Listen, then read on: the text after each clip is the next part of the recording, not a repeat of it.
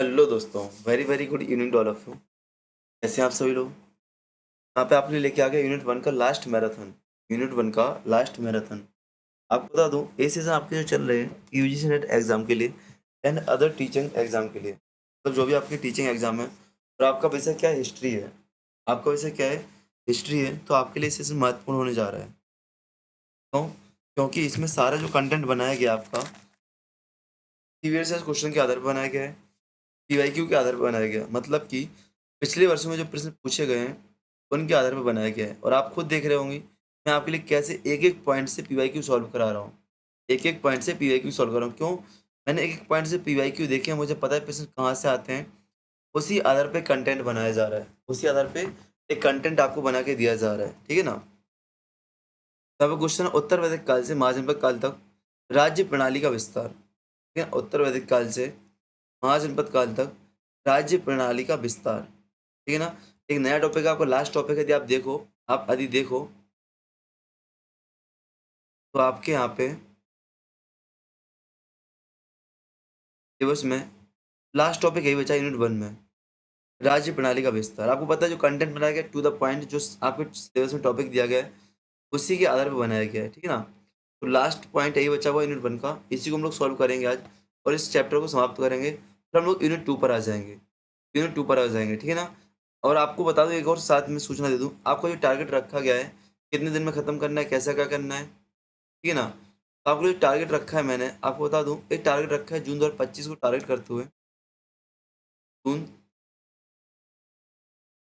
2025 को टारगेट करते हुए टारगेट रखा गया है। यहाँ पे 25 मई तक सारा सिलेबस खत्म करा दूंगा, 10 यूनिट तक खत्म करा दूंगा, पीवाईक्यू भी खत्म करा दूंगा। आपके माइंड में सर जो to the point rapid revision series चल रही थी हमारी, वो आपकी 25 मई के बाद कंटिन्यू हो जाएगी। वो आपकी 25 मई के बाद, या 25 जो आपका एग्जाम हो जाएगा इसके बाद कंटिन्यू, तो नेक्स्ट एग्जाम के लिए वो ऐसा सेशन आपके लिए बन रहा है, बहुत अट्रैक्टिव कंटेंट बन रहा है। उसमें कुछ क्लास आपको मिली चुकी है to the point rapid revision series में, वो सीरीज हम कंप्लीट करेंगे, बट उस सीरीज को एडिट करने में, टाइम करने में, टाइपिंग करने में, पिक्टोग्राफिक फॉर्म बनाने में बहुत टाइम लग जाता है। बट जो आपके लिए तो यूजफुल नहीं रहेगी, क्योंकि आपका एग्जाम नज़दीक में, जिनका एग्जाम 2026 जनवरी में, आपका जून में होगा, जो आने वाले एग्जाम होंगे वहाँ पे वो सीरीज बहुत काम में आएगी, ठीक है ना। चलो, तो उत्तर वैदिक काल में कैसे महाजनपद काल से हम लोग राज्य प्रणाली बढ़ते हैं वो देखते हैं, मतलब कैसे महाजनपद काल तक हम लोग पहुँचते हैं। राज्य प्रणाली का विस्तार उत्तर वैदिक काल में कबीले से बड़े राज्यों और फिर महाजनपद काल में हुआ, ठीक है ना। उत्तर वैदिक काल से हम लोग महाजनपद काल में जाते हैं, क्योंकि 600 से 400 ईसा पूर्व का टाइम पीरियड होता है। 600 से 400 ईस्वी पूर्व का टाइम पीरियड होता है। यदि अध्ययन की बात करें, अध्ययन के लिए स्रोत क्या होते हैं, तो वैदिक साहित्य में अथर्ववेद, ब्राह्मण ग्रंथ होते हैं, बौद्ध ग्रंथ होते हैं, पुरातात्विक प्रमाण जो आपके मिलते हैं उस समय के, वो आपके अध्ययन के लिए काम में आते हैं। विशेषताओं की बात करें तो यहाँ पे केंद्रीकरण आपको राज्य देखने को मिलेगा, लोहे प्रौद्योगिकी का प्रयोग आपको देखने को मिलेगा, और शहरीकरण आप देखोगे कि महाजनपद काल एक ऐसा काल है जहाँ पे भारतीय इतिहास में एक बार फिर से सिंधु घाटी सभ्यता के बाद शहरीकरण देखने को मिलता है। क्या? महाजनपद काल में एक बार फिर से सिंधु घाटी सभ्यता के बाद क्या देखने को मिलता है?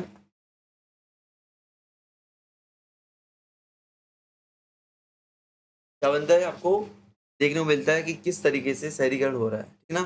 तो उत्तर वैदिक काल की राज्य प्रणाली, यदि हम लोग बात करें उत्तर वैदिक काल में क्या राज्य प्रणाली थी, तो आपको पढ़ने का तरीका पता है कि हम लोग इंट्रोडक्शन पे आते हैं, बहुत सारे पॉइंट जो सारे पढ़ने हैं, उनको एक 4-5 पेज में लेके आते हैं, फिर एक एक पॉइंट को हम लोग डिटेल में पढ़ते हैं। तो उत्तर वैदिक काल में आपकी राज्य प्रणाली क्या थी, आपको याद होगा क्या थी? गंगा यमुना देवाम में हम देख रहे थे, कुरु पंचाल कौशल जैसे राज्य देख रहे हैं, और सामवेद, यजुर्वेद, अर्थवेद, ब्राह्मण ग्रंथ इत्यादि आपको अध्ययन के लिए दिए गए थे। विशेषताओं की बात करें तो शासन का स्वरूप कैसा था उत्तर वैदिक काल में? उत्तर वैदिक काल में शासन का स्वरूप कैसा था?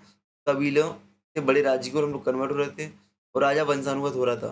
राज्य अभिषेक में आपको राजस्व यज्ञ देखने को मिल रहा था, और अश्वमेध यज्ञ आपको क्षेत्र विस्तार दिख रहा था। आपको वैदिक काल का पता होगा, वैदिक काल में राजा वंशानुगत नहीं होता था, सभा समिति विदत के द्वारा चुना जाता था, लेकिन आपको याद आ रहा होगा वहाँ पे वैदिक काल से उत्तर वैदिक काल, फिर महाजनपद काल, ठीक है ना। उत्तर वैदिक काल में संस्थाएं क्या थी? सभा समिति का प्रभाव कम हो चुका था और औपचारिक रूप से आपको देखने को मिलता। नए अधिकारी यहाँ पे आपको दिख रहे हैं उत्तर वैदिक काल में, जो आपको कर अधिकारिता संग्रहित करा देता था, जो वितरण करता था, भागदूत कराता था, रत्निक आपके सहायक होते थे जो राजा की सहायता करते थे। और अथर्ववेद में राजा की शक्ति के बारे में बताया गया है, अथर्ववेद में राजा की शक्ति के बारे में बताया गया है। तो उत्तर वैदिक काल में हम अनुमान लगाते हैं कि उत्तर वैदिक काल में राजा की शक्ति इस प्रकार हुआ करती थी। सप्त सैन्य प्रदेश आपको गंगा घाटी क्षेत्र, क्या हम लोग वैदिक काल में सप्त सैन्य प्रदेश में थे और उत्तर वैदिक काल में गंगा घाटी क्षेत्र में देखते हैं। गुरु पंजाल कौशल का उल्लेख देखने को मिलता है। लोहे हथियार और उपकरण की शुरुआत होती है और यज्ञों से वैधता बढ़ जाती है किसकी, शासकों की, है ना। अब देखिए महाजनपद काल में क्या होता है, अब सुना महाजनपद काल में, ये तो उत्तर वैदिक काल में देखा कि उत्तर वैदिक काल में राजनीतिक प्रणाली की थी। अब आते हैं महाजनपद काल में, तो ये महाजनपद काल में राजनीतिक प्रणाली कैसी थी और ऐसी क्यों हुई, तो देखो इस समय पे आपका जो क्षेत्र रहा था गंगा घाटी से विस्तार करके मैप अधियम बनाते हैं।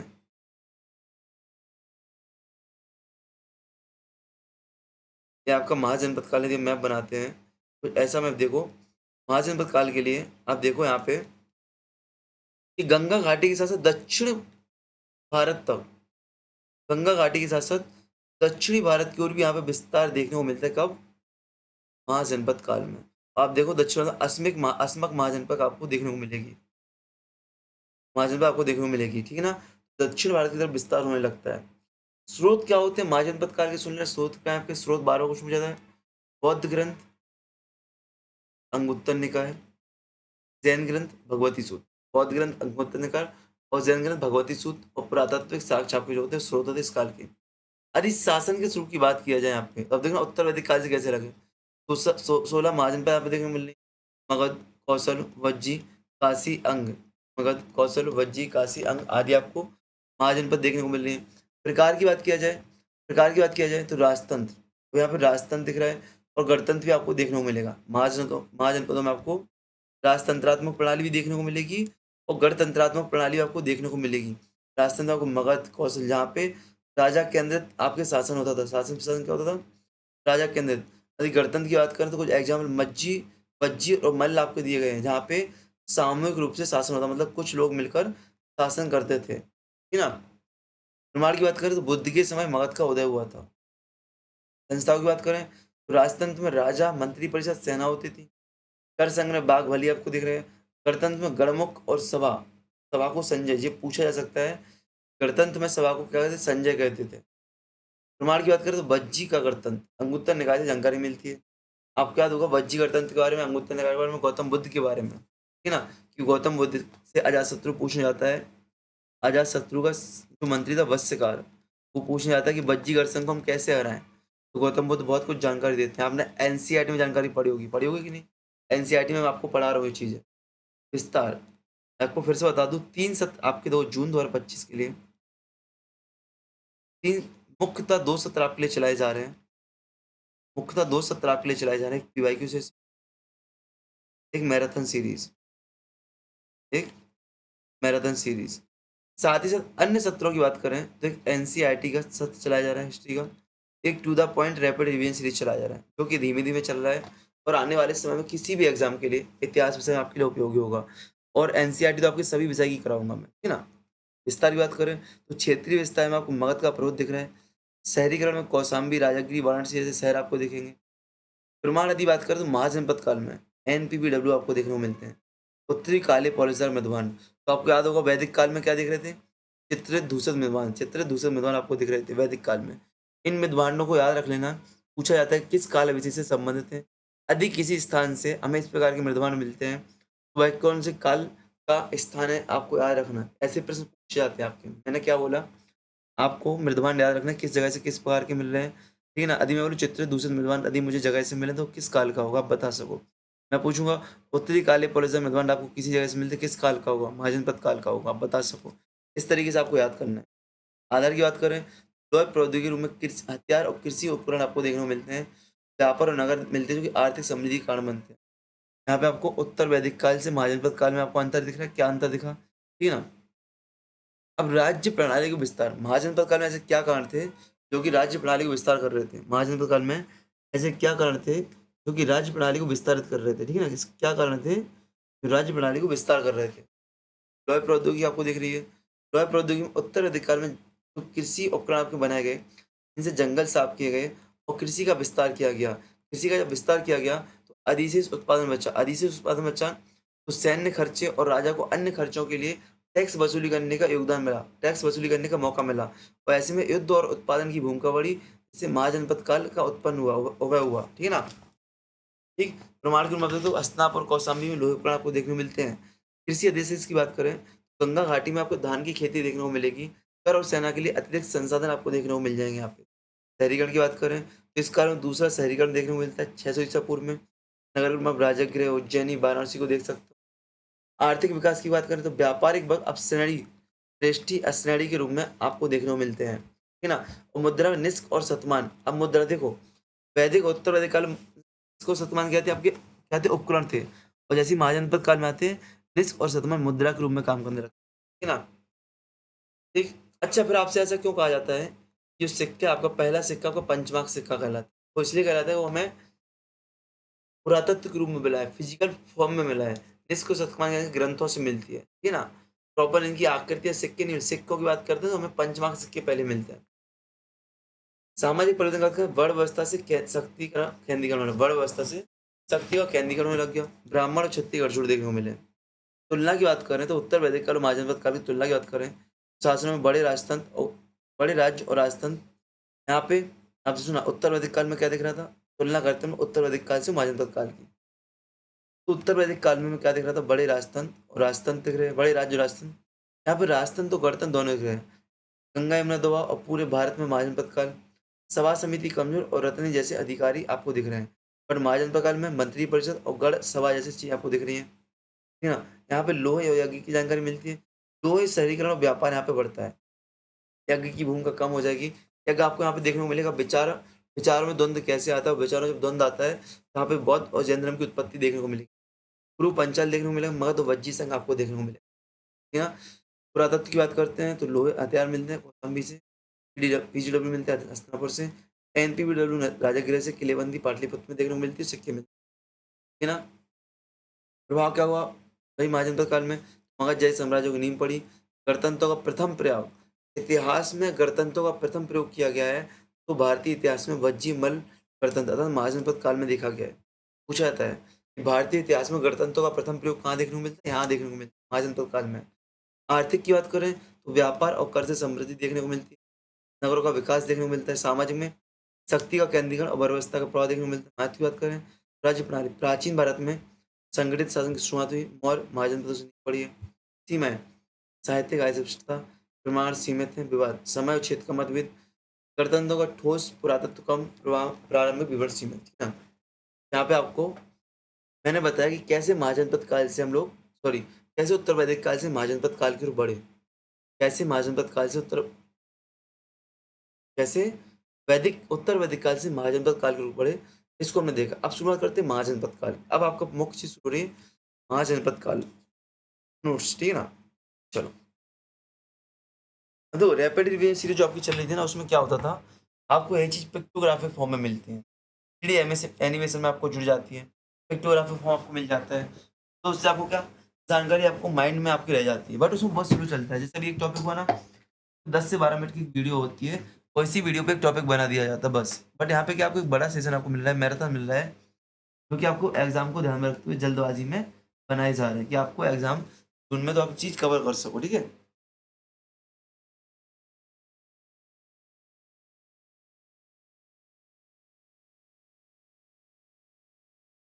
महाजनपद काल पे आते हैं हम लोग। अब आपको तो महाजनपद काल पे बहुत अच्छे से मिलेगा कंटेंट, पूरा कंटेंट मिलेगा।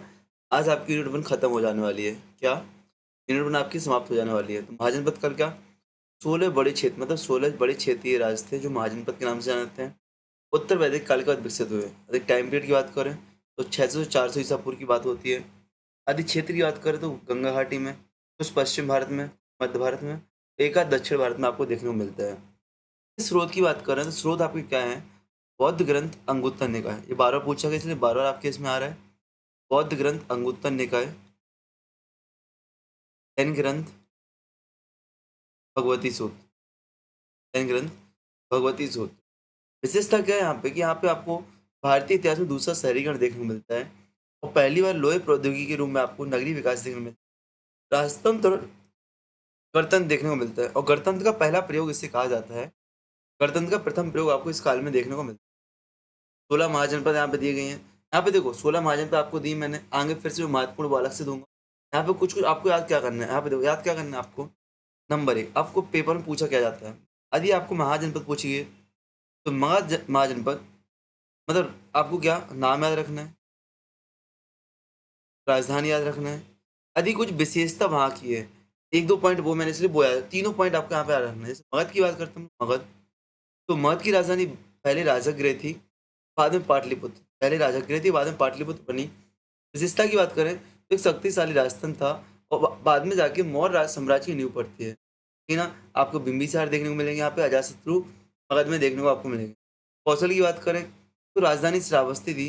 राजधानी क्या थी आपकी? श्रावस्ती थी। विशेषता की बात करें तो समृद्ध और बौद्ध धर्म से संबंध था, समृद्ध और बुद्ध से संबंध था। कुमार की बात करें तो प्रसेनजीत समकालीन राजा थे, प्रसेनजीत समकालीन राजा थे। वज्जी की बात करें, वज्जी की तो राजधानी देख लो, वज्जी। कौशल की राजधानी श्रावस्ती, यार कौशल की राजधानी श्रावस्ती। विशेषता के समृद्ध और बुद्ध से संबंध है, श्रावस्त कौशल क्या है? बुद्ध से संबंध। अब बताओ बुद्ध से किस प्रकार से श्रावस्ती संबंधित है? बुद्ध से श्रावस्ती किस प्रकार से बताओ आप लोग, आगे तो पढ़ना ही है बट आप बताओ, ठीक है ना। और बुद्ध के समकालीन राजा में प्रसेनजीत आपको दिख रहे हैं, ठीक है ना। वज्जी की बात करें तो राजधानी क्या थी? वैशाली थी।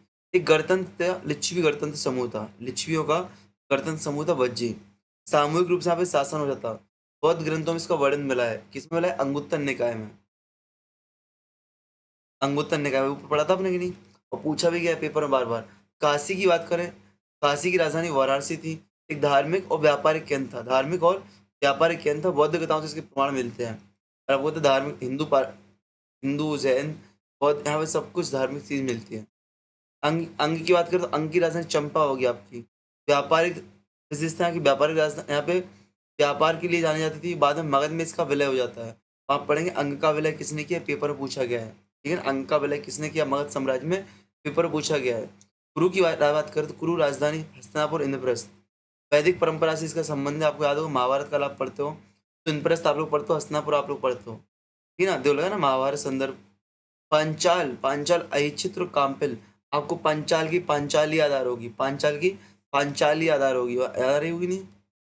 जो कि 5 पांडवों की पत्नी थी, ठीक है ना। विद्वानों का केंद्र उत्तर वैदिक काल है, महाभारत काल में इसका उल्लेख मिलता है। विद्वान पूछा गया है, पांचाल क्या विद्वानों का केंद्र पूछा गया है।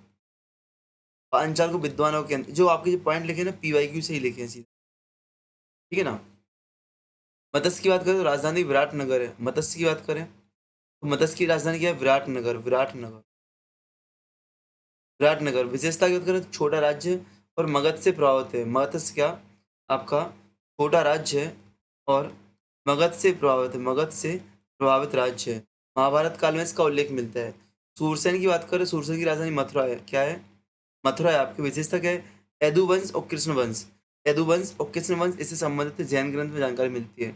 तो सूरसेन कहाँ पे बेटा याद है? मथुरा। मत्स्य आपका विराटनगर, मत्स्य आपका विराटनगर, महाभारत काल में संबंध। सूरसेन आपका मथुरा से।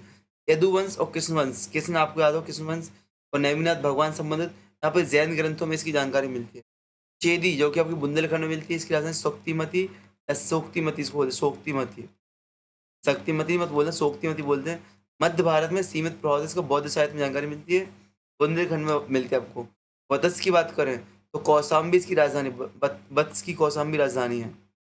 वत्स की राजधानी कौशाम्बी है। समृद्धता, उद्यान का शासन यहाँ पे, उद्यान, ठीक है, उदयन, उदयन का शासन यहाँ पे देखने को मिलता है। बौद्ध कथाएं आपको मिलेगी। अवंती की राजधानी उज्जैन, पश्चिमी भारत में, मगध में बाद में सम्मिलित होता है। प्रद्योत, चंड प्रद्योत यहाँ पे आपको मिलता है, चंड प्रद्योत का यहाँ पे उल्लेख आपको मिलेगा। अवंती की शासक के रूप में चंड प्रद्योत का। गंधार की बात करें हम लोग तो गंधार की राजधानी तक्षशिला आपको मिलती है। शिक्षा के अंतर पश्चिमी प्रभाव यहाँ पे, मतलब पश्चिमी देशों का प्रभाव यहाँ पे मिलता है। तक्षशिला पुरातत्व से इसकी जानकारी मिलती है। आप जाके देखेंगे बाद में गंधार शैली का यहाँ पे जन्म होता है, मूर्ति कला की गंधार शैली का जन्म होता है यहाँ पे। कम्बोज की बात करें तो राजधानी राजपुर आपको देखने मिलती है। उत्तर पश्चिम क्षेत्र में दिखता है और घोड़ा से व्यापार होने को दिखता है, बौद्ध शायद। अब देखो यदि यही चीज हम to the point rapid revision series में पढ़ रहे थे ना, एक एक लोकेशन को अलग अलग मैप पे देखते हैं, एक एक लोकेशन क्या अलग अलग मैप पे हम लोग देख रहे होते, एक एक लोकेशन टू द पॉइंट, क्यों वहाँ पे बहुत स्लो चल रहा है। तो मैं वही बोलूंगा कि आपका एग्जाम भले हो जाए, आप जीआरएफ क्रॉस हो जाए, और यदि आपकी पढ़ने की इच्छा है ना तो to the point rapid revision series आप पक्के में देखना। क्योंकि जब आप पढ़ाओगे कॉलेज में जाके असिस्टेंट प्रोफेसर बन जाओगे, पढ़ाओगे तो आपको एक भयंकर मस्त तरीके से पढ़ाने का तरीका मिलेगा, कैसे पढ़ाया जाता है। और इस कंटेंट को पीपीटी में ऐसे शेयर करूंगा कि इन फ्यूचर आप किसी कॉलेज में उसको पढ़ाना चाहते हो ना, और उसको आसानी से पढ़ा सकते हो, किसी स्कूल में पढ़ाना चाहते हो पढ़ा सकते हो, ठीक है ना? मतलब उसमें कोई आपका जो होता है ना, क्या बोलते हैं, वाटर मार्क वगैरह कुछ भी नहीं रहेगा उसमें, प्लेन पीपीटी शेयर करूँगा, उसको पढ़ाना पढ़ाओ। अस्मक, राजधानी पोटली है, राजधानी पोटली असमस की पाटलिपुत्र पोटली, असम की पोटली, दक्षिण महाजनपद गोदावरी। पूछा जाता है कि दक्षिण भारत की एकमात्र महाजनपद जो कि गोदावरी नदी पर किनारे है, असमक, इसी तरह से पोटली है, जैन ग्रंथ से जानकारी मिलती है। मल्ल की राजधानी कुशीनरा, कुशीनरा गणतंत्र थी। अच्छा, ये गणतंत्र कौन सा? वज्जी संघ गणतंत्र था और मल्ल। बुद्ध के परिनिर्वाण स्थल, मल्ल क्या आपका कुशीनरा बुद्ध का परिनिर्वाण स्थल है। बौद्ध ग्रंथ से जानकारी मिलती है। फिर से आ जाओ एक बार, फिर से राजधानी वर्तम सबकी याद करना है आपको, सिर्फ छोड़ना नहीं है। मगध की राजधानी राजगृह, बाद में पाटलिपुत्र। कौशल की राजधानी श्रावस्ती। वज्जी की राजधानी वैशाली। बोलो, चिल्ला चिल्ला के बोलो, अच्छी तेज, जो आपके आसपास बैठा हो तो सुनाई दे। मगध की राजधानी राजगृह, कौशल की राजधानी श्रावस्ती, वज्जी की राजधानी वैशाली। बच्चे बोलते हैं ना, वैसे बोलो। काशी की राजधानी वाराणसी, अंग की राजधानी चंपा, कुरु की राजधानी हस्तिनापुर, इंद्रप्रस्थ, पांचाल की राजधानी अहिचित्र काम्पिल, मद्रास की राजधानी विराटनगर, सूरसेन की राजधानी मथुरा, चेदे की राजधानी तुक्तिमती, वत्स की राजधानी कौशाम्बी, अवंती की राजधानी उज्जैनी, उज्जैनी, उज्जैनी, कंबोज की राजधानी राजपुर, राजपुर, राजपुर, असमक की राजधानी पाटली, पोटली, मल्ल की राजधानी कुशीनारा, कुशीनारा। मतलब ऐसे आपको ऐसे ही याद होंगी ये चीज़ें, आपको ये चीज़ें ऐसे ही याद होती हैं। जब फैक्ट है इसको गाना बनाओ, पढ़ो, रटो, कुछ भी करो, बस याद करना है। तो आपको एग्ज़ाम निकालना है, और आपको पढ़ाना है तो आपको याद रहना चाहिए। यहाँ पे शासन व्यवस्था में राजतंत्र व्यवस्था देखती है, गणतंत्र व्यवस्था देखती है, राजतंत्र में मगध, कौशल, काशी इत्यादि देखते हैं। यहाँ पे राजा होता है, मंत्री परिषद है, कर संग्रह, बाघ और बलि जैसे कर संग्रह देखने को मिलते हैं। एग्जाम्पल ये बिंबिसार देख लो। गणतंत्र की बात करें तो वज्जी और मल्ल, मल्ल में यहाँ पे गढ़ मुख्य होता था, सभा को संजय कहते थे, सामूहिक निर्णय यहाँ पे लिया जाता था, है ना? वैशाली में आपको बर्तन देखने को मिलते हैं। विकास को प्रभावित करने वाले भाई युद्ध है, लोहे और प्रौद्योगिकी, हथियार युद्ध के लिए, हल कृषि के लिए, ठीक है ना? कौशाम्बी लोहे से कृषि अधिशेष मिलते हैं, धान की खेती, कर सेना के लिए संसाधन मिलते हैं। गंगा घाटी में बस्तियां बनना शुरू होती हैं। शहरीकरण, दूसरा शहरीकरण, व्यापार श्रेष्ठी, सिक्के ठीक है ना? अब आपको ध्यान देना, मैं आपको बहुत अच्छे से आपको कंटेंट चलूंगा। सामाजिक और आर्थिक संरचना की बात करें तो वर्ण व्यवस्था में ब्राह्मण और क्षत्रियों का प्रभाव ज़्यादा देखने को मिलता है। वर्ण व्यवस्था में ब्राह्मण और क्षत्रियों का प्रभाव बहुत ज़्यादा देखने को मिलता है। अर्थव्यवस्था किसी व्यापार से भी देखने को मिलता है। बौद्ध ग्रंथ में सेठी और गृहपति मिलते हैं। बौद्ध ग्रंथ में सेठी और गृहपति शब्द मिलते हैं, जो कि हम बताते हैं ब्राह्मण लोग या बड़े कुल के लोग जाने जाते हैं। गृहपति गृह का प्रधान, सेठी व्यापार प्रधान, श्रेणी, ठीक है ना? उत्तरी काले चाणक्य मृदमान मिलते हैं राजागृह से, कौशाम्बी से। इस काल में आपको याद रखना, महाजनपद काल में इस प्रकार के मृदमान मिलते हैं। किलेबंदी आपको मिलती है कहाँ से? पाटलिपुत्र, जो कि लकड़ी की होती है। सिक्के आपको तक्षशिला से मिलते हैं। हथियार उपकरण आपको अहिचित से, है ना? तो महत्व की बात करें इस काल की, तो मगध का उदय होता है, मौर्य साम्राज्य की नींव पड़ती है, बौद्ध और जैन धर्म का प्रसार होता है, बौद्ध और जैन धर्म का प्रसार होता है, ठीक है ना? चलो, महाजन जनपद काल में राजतंत्र और गणतंत्र। अब देखो, एक एक टॉपिक को हम लोग डिटेल में पढ़ेंगे। जो जो सिलेबस आपके दिए गए ना, उन सभी टॉपिक को हम लोग क्या करेंगे बेटा? डिटेल में पढ़ेंगे, ठीक है ना? तो आपके सिलेबस में दिए गए उन सभी टॉपिकों को डिटेल में पढ़ेंगे। पहला है आपका महाजनपद काल। यहाँ पे आप जाओ, आपको दिख जाएगा, यहाँ पे आपको दिए गए कि राजतंत्र व्यवस्था अभी तक हम लोग सिर्फ यहाँ तक आ पाए, यहाँ तक पढ़ा हमने। अब यहाँ पे राजतंत्र और गणतंत्र क्या है, तो आर्थिक सामाजिक विकास क्या है, पूरे एक एक चीज़ पढ़ेंगे यहाँ पे, एक एक चीज़ पूरा पढ़ेंगे। आपका टॉपिक आज हम लोग समाप्त कर लेंगे। यूनिट 1 की राशिलीला समाप्त कर लेंगे। कुछ रह जाएगा, जब सारी 10 यूनिट समाप्त हो जाएगी, वो आपको, जिसमें यहाँ पे आपको वैदिक साहित्य आपको पढ़ाऊंगा अलग से, बौद्ध साहित्य अलग पढ़ाऊंगा, जैन साहित्य अलग से पढ़ाऊंगा, साहित्य की क्वेश्चन अलग से आपको लेके चलूंगा, क्योंकि साहित्य से भयंकर क्वेश्चन आते हैं। वो ऐसे याद करने में मजा नहीं आएगा, अलग अलग ही पढ़ना पड़ेगा, ठीक है ना? तो आते हैं महाजनपद काल में राजतंत्र व्यवस्था, गणतंत्र व्यवस्था क्या थी, ठीक है? चलो, तो राजतंत्र क्या था भैया? राजतंत्रीय राज्य क्या था? मोनार्कल स्टेट्स क्या होते थे? शासन की संस्था जहाँ पे राजा के हाथ में होती है, और राजा वंशानुगत व्यवस्था के आधार पर नियुक्त होता है, वो क्या वहाँ पे राजतंत्री व्यवस्था थी। मगध, कौशल, काशी, वत्स, अवंती इसके एग्जाम्पल हैं। विशेषता की बात करें तो शासन संरचना की अति विशेषता की बात करें तो राजतंत्र में शासन संरचना कैसी होती? राजा राजा सर्वोच्च शक्ति का केंद्र होता था। राजा सर्वोच्च होता था और समस्त शक्तियों का केंद्र राजा होता था। मंत्री परिषद अर्थात सलाहकारी मंत्री परिषद होती थी, जिन्हें हम आमात्य या पुरोहित नाम से जानते हैं, अधिकारी होते थे, कर संग्रह अधिकारी को संग्रहित करते थे, सेना प्रमुख अधिकारी को सेनानी कहते हैं। और प्रमाण की बात की जाए तो बिंबिसार मगध काल में मिलता है। प्रसेनजीत कौशल क्षेत्र में आपको देखने को मिलेंगे। प्रशासन की बात की जाती है इस समय पर, तो कर की बात की जाए तो भाग 1/6 भाग कर लिया जाता, टैक्स लिया जाता था। बलि जो कि स्वैच्छिक कर होता था, आपको वैदिक काल से देखने को आ रहा है। सेना की बात करें तो लोहे हथियार वाले सैनिक आपको देखने मिलेंगे। रथ और पैदल सैनिक यहाँ पे आपको देखने को मिल जाएंगे। मगध की सैन्य शक्ति अजातशत्रु के टाइम पे आप देख रहे हो कि मगध के समय पर अजातशत्रु ने कितना विस्तार किया। वो आसपास की सभी महाजनपदों को हड़पने का प्रयास किया। क्षेत्र विस्तार, तो युद्ध और विजय, अर्थात मगध ने अंक और इसका एग्जाम्पल है। युद्ध होती थी, विजय के लिए होती थी, साम्राज्य विस्तार के लिए युद्ध होते थे, ठीक है ना। और इसी की सुरक्षा के लिए आपको देख रहे हैं किलेबंदी के रूप में राजगृह और पाटलिपुत्र में किलेबंदी देखने को मिलती है। उदाहरण की बात तो मगध की राजधानी राजगृह शक्तिशाली थी। कौशल की राजधानी श्रावस्ती, वत्स की राजधानी कौशाम्बी। विशेषताओं की बात करें तो केंद्रीकृत शासन यहाँ पे होता था। राजा को दैवीय अधिकार होता था। जब राजा सिंहासन में बैठता था तो विभिन्न वैदिक कालीन यज्ञ किए जाते थे। विभिन्न वैदिक कर्म कांडों के माध्यम से राजा को ईश्वर का प्रतिनिधि ईश्वरीय समतुल्य साबित करने का प्रयास किया जाता था। आर्थिक और सैन्य शक्ति आपको देखने को मिली यहाँ पे। पहली बार आर्थिक और सैन्य शक्ति के रूप में आपको राज्य साम्राज्य देखने को मिले। वही गणतंत्र की बात करें, गणतांत्रिक राज्य क्या होते थे, रिपब्लिक स्टेट क्या होते थे। पहले आपको बता दूं, जो यहाँ पे गणतंत्र हैं वो आधुनिक गणतंत्र से भिन्न है। वो आधुनिक गणतंत्र प्रणाली से भिन्न है। यहाँ पे आधुनिक गणतंत्र प्रणाली लागू नहीं होती है, बट एक हिसाब से गणतंत्र है। जैसे कि सत्ता शासन की सत्ता सामूहिक अर्थात समूह सामूहिक समर्थक गण या निर्वाचित नेताओं के पास होती थी। जैसा कि आप आज भी देखते हो कि शासन की सत्ता समूह में होती है, निर्वाचित नेताओं के पास होती है।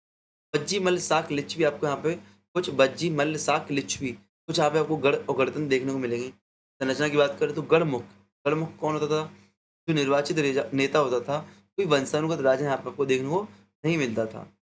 मुख्य रूप में सभा, जिसको हम संजय के नाम से जानते थे, गढ़ के प्रमुखों की सभा होती थी जो कि निर्णय लेने का काम करता था। क्या गढ़ के प्रमुखों की सभा होती थी जो कि निर्णय लेने का काम करती है। वहीं प्रमाण की बात करें तो वज्जी गणतंत्र आपको दिखता है अंगुत्तर निकाय में। प्रशासन की बात करें तो निर्णय यहाँ पे सामूहिक सहमति के माध्यम से लिया जाता था। निर्णय सामूहिक सहमति के माध्यम से, सभा में बहुमत होना चाहिए, सभा में बहुमत के माध्यम से निर्णय लिया जाता था। सैन्य की बात करें तो संयुक्त सेना होती थी। छोटे छोटे स्तर पर प्रमुख गढ़ प्रमुख अपनी अपनी सेना रखते थे और मिलकर एक राज्य की बनवाते थे, राज्य की सुरक्षा करते थे। प्रमाण, लिच्छियों की एकता की बात की जाती है। वज्जी संघ की एकता की बात की जाती है। क्षेत्र विस्तार, सीमित क्षेत्र होते थे, छोटे क्षेत्र होते थे। रक्षा पर जोर दिया गया, किलेबंदी कम हुई, है ना। रक्षा पर कमजोर, किलेबंदी कम। यहाँ पे इन लोग को युद्ध से मतलब नहीं थी, सबसे व्यापार प्रधान चल रहा था और सब मिलकर निर्णय लेते थे, तो अपने आप में सुरक्षा का दृष्टिकोण बना के रखते थे। उदाहरण की बात करें तो वज्जी की राजधानी वैशाली, मल्ल की राजधानी कुशीनारा और शाक की राजधानी कपिलवस्तु, है ना। तो जो गौतम बुद्ध का जन्म हुआ है और परिनिर्वाण हुआ है, दोनों गणतंत्रों में हुआ है। गौतम बुद्ध का जन्म और परिनिर्वाण दोनों गणतंत्र में हुआ है। यदि आप देखो तो मल्ल की जो राजधानी कुशीनारा है, यहाँ पे बुद्ध का परिनिर्वाण स्थल है। शाक की राजधानी कपिलवस्तु में बुद्ध का जन्म स्थान है, ठीक है ना। विशेषता की बात करें, लोकतांत्रिक तत्व देखने को मिलते हैं, समानता सहभागिता देखने को मिलती है, छोटे और स्वायत्त प्रतिनिधि आपको यहाँ पे देखने को मिले। भी अंतर की बात करें, यहाँ पे हम लोग राजतंत्र तो गणतंत्र में अंतर क्या था। यहाँ पे तो राजा आपको दिख रहा है, राजतंत्र वंशानुगत दिख रहा है। यहाँ पे गढ़मुख होता है जो कि निर्वाचित होता था। केंद्रीकृत और मंत्री परिषद यहाँ पे प्रशासन में कम भूमिका निभाती थी और यहाँ विकेंद्रीकृत सभा होती थी। ये राज्य विस्तार बड़ा होता था, विस्तारवादी होते थे। एक छोटे होते थे, स्वायत्त होते थे। कर सेना किलेबंदी आपको दिख रही है, यहाँ पे सहमति के आधार पर प्रशासन किया जाता था और संयुक्त रक्षा का भाव रखा जाता, मतलब सब मिलकर रक्षा करें। मगध कौशल वज्जी में आपको एग्जाम्पल दिख रहे हैं, ठीक है ना। वही विकास को प्रभावित करने कारक कारक में वही चीज आएंगी जो आपको ऊपर पढ़ी आपने। यहाँ पे ब्राह्मण क्षत्रिय समर्थन राजतंत्र को मिला है। बड़े नगर बने, छोटे नगर बने। राजतंत्र में कर और गणतंत्र में समुदाय उपयोग की भूमिका दिखी आपको, ठीक है ना। राजतंत्र में युद्ध और विजय आपको दिख रहा है। गणतंत्र में रक्षा और कृषि का विकास आपको दिख रहा है, ठीक है। चलो,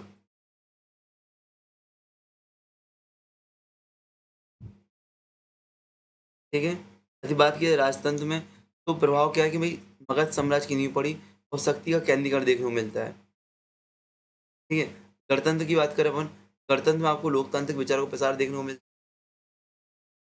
बाद में मगध में विलय हो जाते हैं, ठीक है। महत्व की बात करें तो राजनीतिक शासन के दो मॉडल आपको देखने को मिले। कौन कौन से, आपको कौन कौन से, राजतंत्रात्मक मॉडल, आपको गणतंत्रात्मक मॉडल। देखने को मिले, ठीक है ना? बौद्ध धर्म का प्रभाव आपको देखने को मिला, ठीक है ना? चलो, और जैन धर्म का प्रभाव आपको देखने को मिलेगा।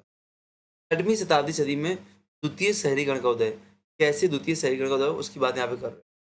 ऐसे यहाँ पे द्वितीय शहरीकरण का उदय हुआ, उसकी बात यहाँ पे कर रहे हैं, ठीक है ना? द्वितीय शहरीकरण की बात करते हैं, वही वही चीज़ यहाँ पे आएगी, देखते हैं हम लोग आगे बढ़ते हैं। ये शहरीकरण को प्रभावित करने वाले कारक कौन-कौन से हैं? लोह प्रौद्योगिकी। उपकरण में आपको हल और कुल्हाड़ी देखने को मिलेंगे। जिससे जंगल जंगल साफ होता है, खेती बढ़ता है और जंगल-जंगल बात चली है, पता चला है। खेती हुई है, अधिशेष बचा है, अधिशेष बचा है।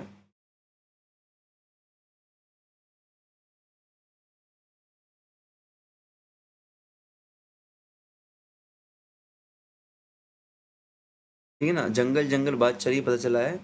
अधिशेष मिला है, अधिशेष मिला है, ठीक है?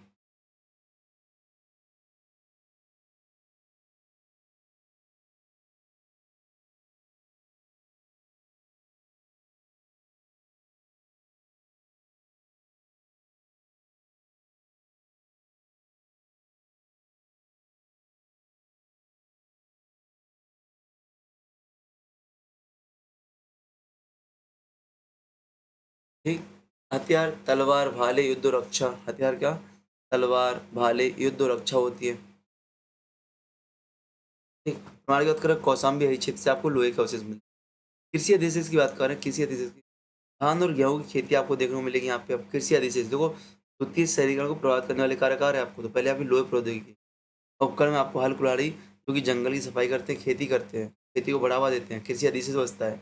तलवार और भाले की भूमिका होती है, जो कि राजा और शासकों की युद्ध और रक्षा को बढ़ाते हैं, ठीक है ना?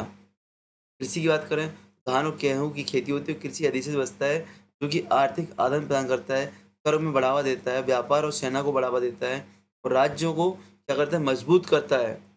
गंगा घाटी की बस्तियों के रूप में प्रमाण देख सकते हैं। व्यापार वाणिज्य की बात आती है, तो सिक्के, निष्क और शतमान के रूप में आपको सिक्के देखने को मिलते हैं। प्रारंभिक मुद्रा आपको निष्क और शतमान के रूप में यहाँ पे देखने को मिल रही है। व्यापार की बात करें, तो श्रेष्ठी और गृहपति आपको, व्यापार प्रधान जो होते थे श्रेष्ठी होते थे और गृहपति जो गृह प्रधान आपको होते गृहपति कहलाते थे, ठीक है ना? हमारे तक्षशिला उज्जैनी से आपको सिक्के मिले हैं। राजनीतिक संगठन की बात करें, तो महाजनपद काल में मगध, कौशल तथा राजस्थान, तो वज्जी गणतंत्र आपको देखने को मिलती है। किलेबंदी और प्रशासन आपको देखने को मिलती है, ठीक है ना? धार्मिक और सांस्कृतिक पर्यटन की बात करें, तो बौद्ध और जैन धर्म का प्रसार और उदय यहाँ पे देखने को मिलता है। नगरों में मठ और विहार आपको देखने को मिलेंगे, ठीक है ना? प्रमुख शहरी केंद्रों की बात करें, तो राजगृह मगध में था। जो किलेबंदी थी, बिंबिसार का शासन यहाँ पे। एनबीपीडब्ल्यू मृदवान मिलते हैं। कौशाम्बी वत्स उदयन का नगर था और लोहपुरण था, ठीक है ना? व्यापारिक केंद्र भी था।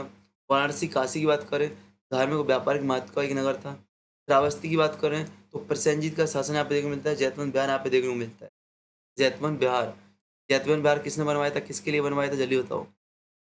जैतवंत बिहार बिहार किसने बनवाया था, किसके लिए बनवाया था? वैशाली की बात करें, गणतंत्र बुद्ध का आगमन, ठीक है ना? वैशाली में कितने बार, सबसे अधिक बार वैशाली की यात्रा जरूर की है, ठीक है ना? अब मैं आपको गौतम बुद्ध पढ़ाऊंगा तो उनसे संबंधित सारे फैक्ट आपको पढ़ाऊंगा। उज्जैनी की बात करूँ, अवंती की बात करूँ, पश्चिमी व्यापार केंद्र, सिक्के और मृदभांड आपको देखने को मिलेंगे। तक्षशिला की बात करें, तो गंधार में आपको शिक्षा और व्यापार केंद्र है। देखो, आपसे नगरों में प्रश्न पूछा जाता है कि कोई केंद्र लिख देंगे, यहाँ पे सुमिलित करने को पूछा जाएगा। यहाँ पे केंद्र आपको लिख लिख देंगे, तो यहाँ पे क्यों फेमस था वो लिख देंगे। यहाँ पे आपको 6 से 7 प्रमुख नगर मैंने आपको दिए, याद रख लो। राजगृह किले बनने के लिए बिंबिसार का शासन था। कौशाम्बी उद्यान का नगर था और लोहे पुराण यहाँ पे मिलते हैं। वाराणसी की बात करते हैं, तो काशी यहाँ पे फेमस मिलता है।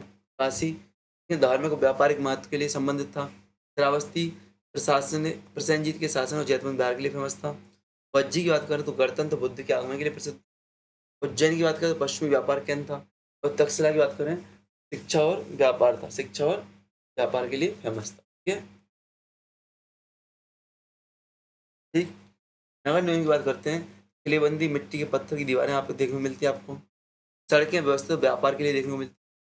राजागिरी की बात करें हम लोग, जहाँ पे आपको सुरक्षा के लिए दीवार देखने को मिलेगी। आर्थिक आधार पर हमने देखा, किसी शेर पे लोहा देखा। बाजार और गोदाम हमने देखी। सामाजिक संरचना, वर्ण व्यवस्था, ब्राह्मण क्षत्रिय प्रभाव, नगर में श्रेष्ठी गए, देखो सारे पॉइंट इतना रिपीट हो रहा है ना, आपके कभी पॉइंट आंसर गलत नहीं होंगे यदि आपने वास्तविक रूप से इस क्लास को सुन लिया। वास्तविक रूप से इस क्लास को सुन लिया, वो भी कैसे, देखते देखते, ऐसे नहीं कि आपने स्पीड में सुना है। पास में मतलब कि बिना स्पीड के आपने स्क्रीन को देखते हुए सुन लिया और प्लस वी वाई क्यू लगा लिए, तो आपका जीआरएफ कोई रोकने वाला नहीं है। इतना मैं बोल सकता हूँ, दावा कर सकता हूँ, ठीक है ना? बट आपको रिवीजन पे ध्यान देना पड़ेगा, ऐसा नहीं कि आप इनको छोड़ दो, आपको रिवीजन पे ध्यान देना पड़ेगा, बार-बार रिवीजन पे ध्यान देना होगा, ठीक है ना? फिर आपको गाना पड़ेगा, बार-बार हाँ, अब की बार हाँ, सबकी जीत हाँ, अपनी जीत हाँ, सबकी हार हाँ, हम सबको जिता के चलेंगे, है कि नहीं? चलो, तो बढ़ते हैं हम लोग आगे।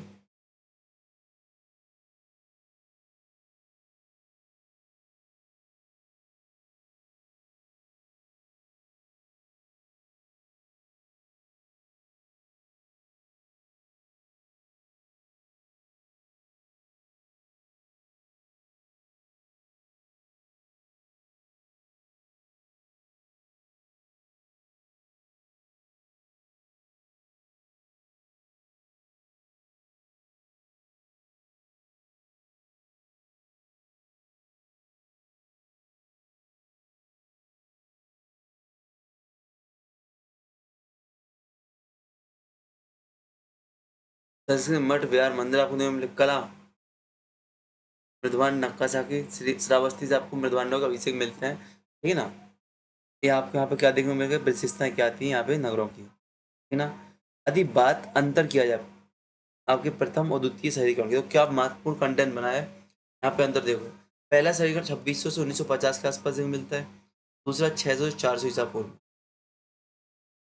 बात की जाए आपकी, तो सिंधु घाटी क्षेत्र में था, ये आपका गंगा घाटी क्षेत्र, यहाँ पे कांसे का प्रयोग किया गया था, यहाँ पे लोहे सभ्यता का प्रयोग किया गया। ग्रिड पैटर्न में नालियां मिलती हैं आपको, यहाँ पे किलेबंदी सड़कें प्रमुख विशेषता है। व्यापार शिल्प, कृषि व्यापार और शिल्प, हड़प्पा, मोहनजोदड़ो, राजगिरी, कौशाम्बी, ठीक है ना? ठीक। यदि बात करें द्वितीय शहरीकरण के प्रभाव की, समृद्धि होती है शहरों में और कर संग्रह बढ़ता है, जिससे राजा क्या राज्य शासन मजबूत होते हैं। व्यापार के नेटवर्क देखने को मिलता है, तक्षशिला उज्जैनी तक आपको रोड देखने को मिलता है। राजनीति की बात करें तो मगध जैसे शक्तिशाली राज्यों का उदय होता है, मगध जैसे शक्तिशाली राज्यों का उदय होता है, गणतंत्र को विकास होता है, ठीक है ना? सामाजिक बात करें तो शहरी श्रेष्ठी वर्ग का आपको उदय देखने को मिलेगा, वर्ण और समाज का प्रभाव आपको देखने को मिलेगा। धार्मिक बौद्ध जैन धर्म का प्रसार, मठ विहार का निर्माण आपको मिलेगा। पुरातत्व की बात करें तो वही वही चीज आपकी आ गई है, ठीक है ना?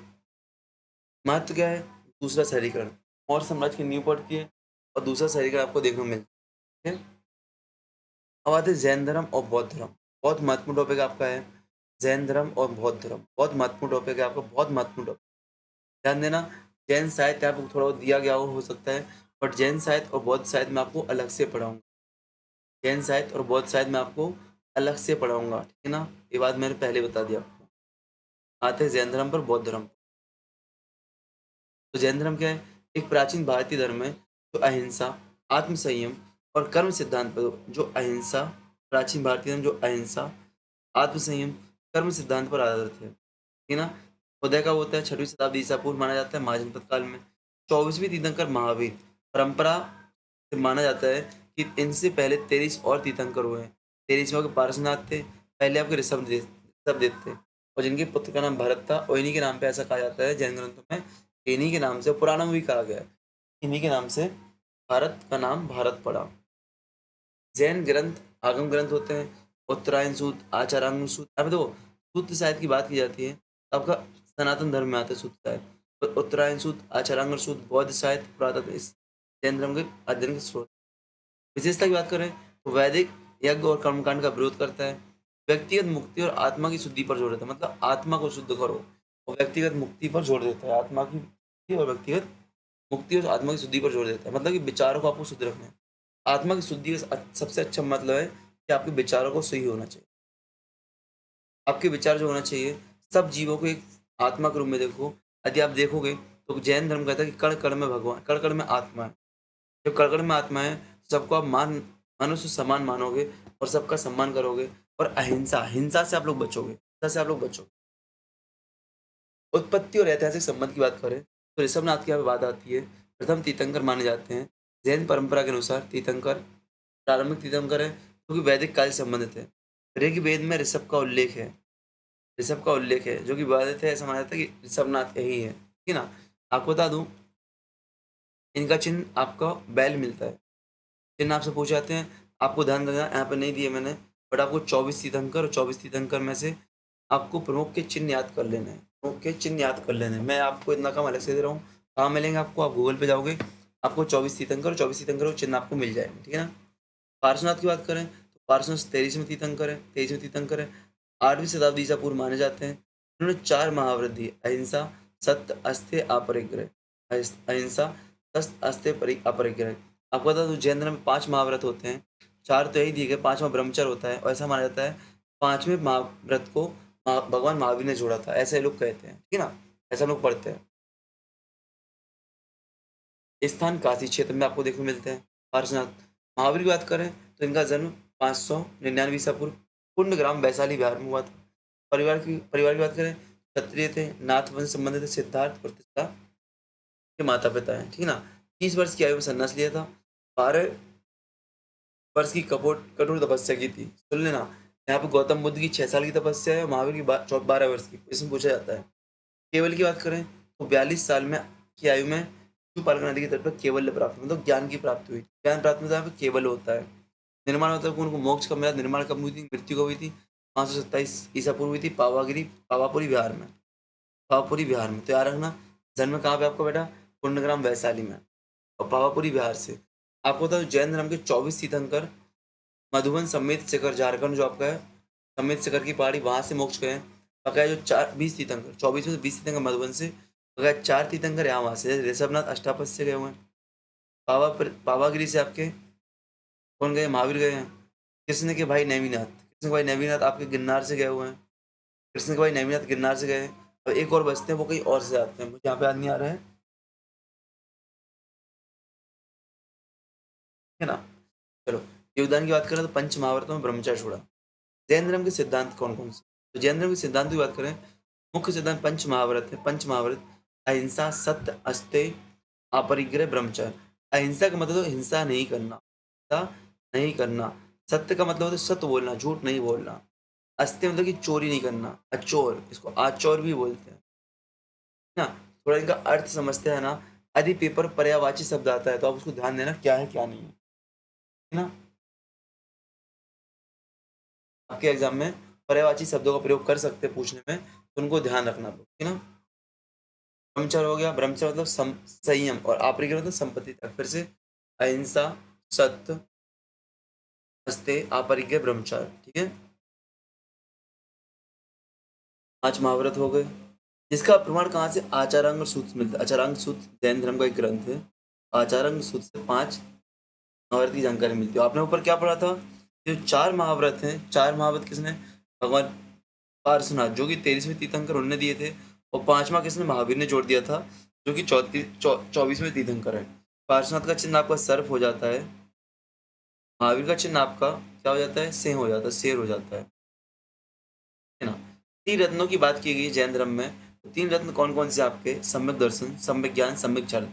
सही विश्वास, आपका एक ऐसा विचार, आपका ऐसे दर्शन होना चाहिए, आपको बिल्कुल विश्वास उस पर करना चाहिए जो जैन आगम में कहा गया है, जैन आगम में कहा गया है। सम्यक ज्ञान, आपका सही ज्ञान होना चाहिए, आप विवेकशील होना चाहिए।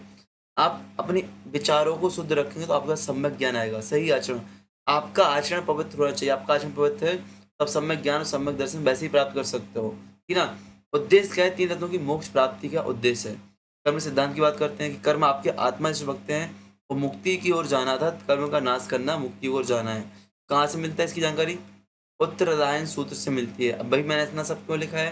क्योंकि ये आपके पेपर में पूछे जाने की उम्मीद है। टिंग टोंग, ठीक है ना। स्याद बात क्या कहते हैं? सत्य बहुयामी, अतः शायद से समझे। स्याद बात तो आपसे पूछा गया जैन धर्म, स्याद बात क्या है? जैन धर्म की थ्योरी है, जैन धर्म की थ्योरी है। स्यादवाद अनेकांतवाद का दृष्टिकोण है। अनेकांतवाद मतलब कि कहानी सुनी होगी आपने, एक हाथी है, एक मोटा हाथी, आपने सुना होगा, ठीक है ना। अब हाथी बना रहा हूँ, हंसना मत, ठीक है ना।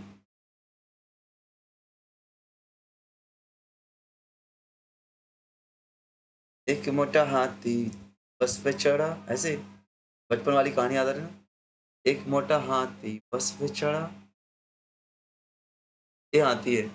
इस हाथी को कुछ अंधे व्यक्ति को टच कराया जाता है, और किसी को सूट टच कराई जाती है, किसी को पीठ टच कराई जाती है, किसी को पूंछ कराई जाती है, किसी को पैर टच कराए जाते हैं, किसी को इसके यहाँ पे नीचे आकर पेट टच कराया जाता है, पेट, किसी को दाँत टच कराए जाते हैं। मतलब अलग-अलग व्यक्तियों को अलग-अलग चीज़ टच कराई जाती है। उनसे पूछा जाता है अंधे व्यक्तियों को और उनसे पूछा जाता है, बताओ भैया हाथी कैसा है?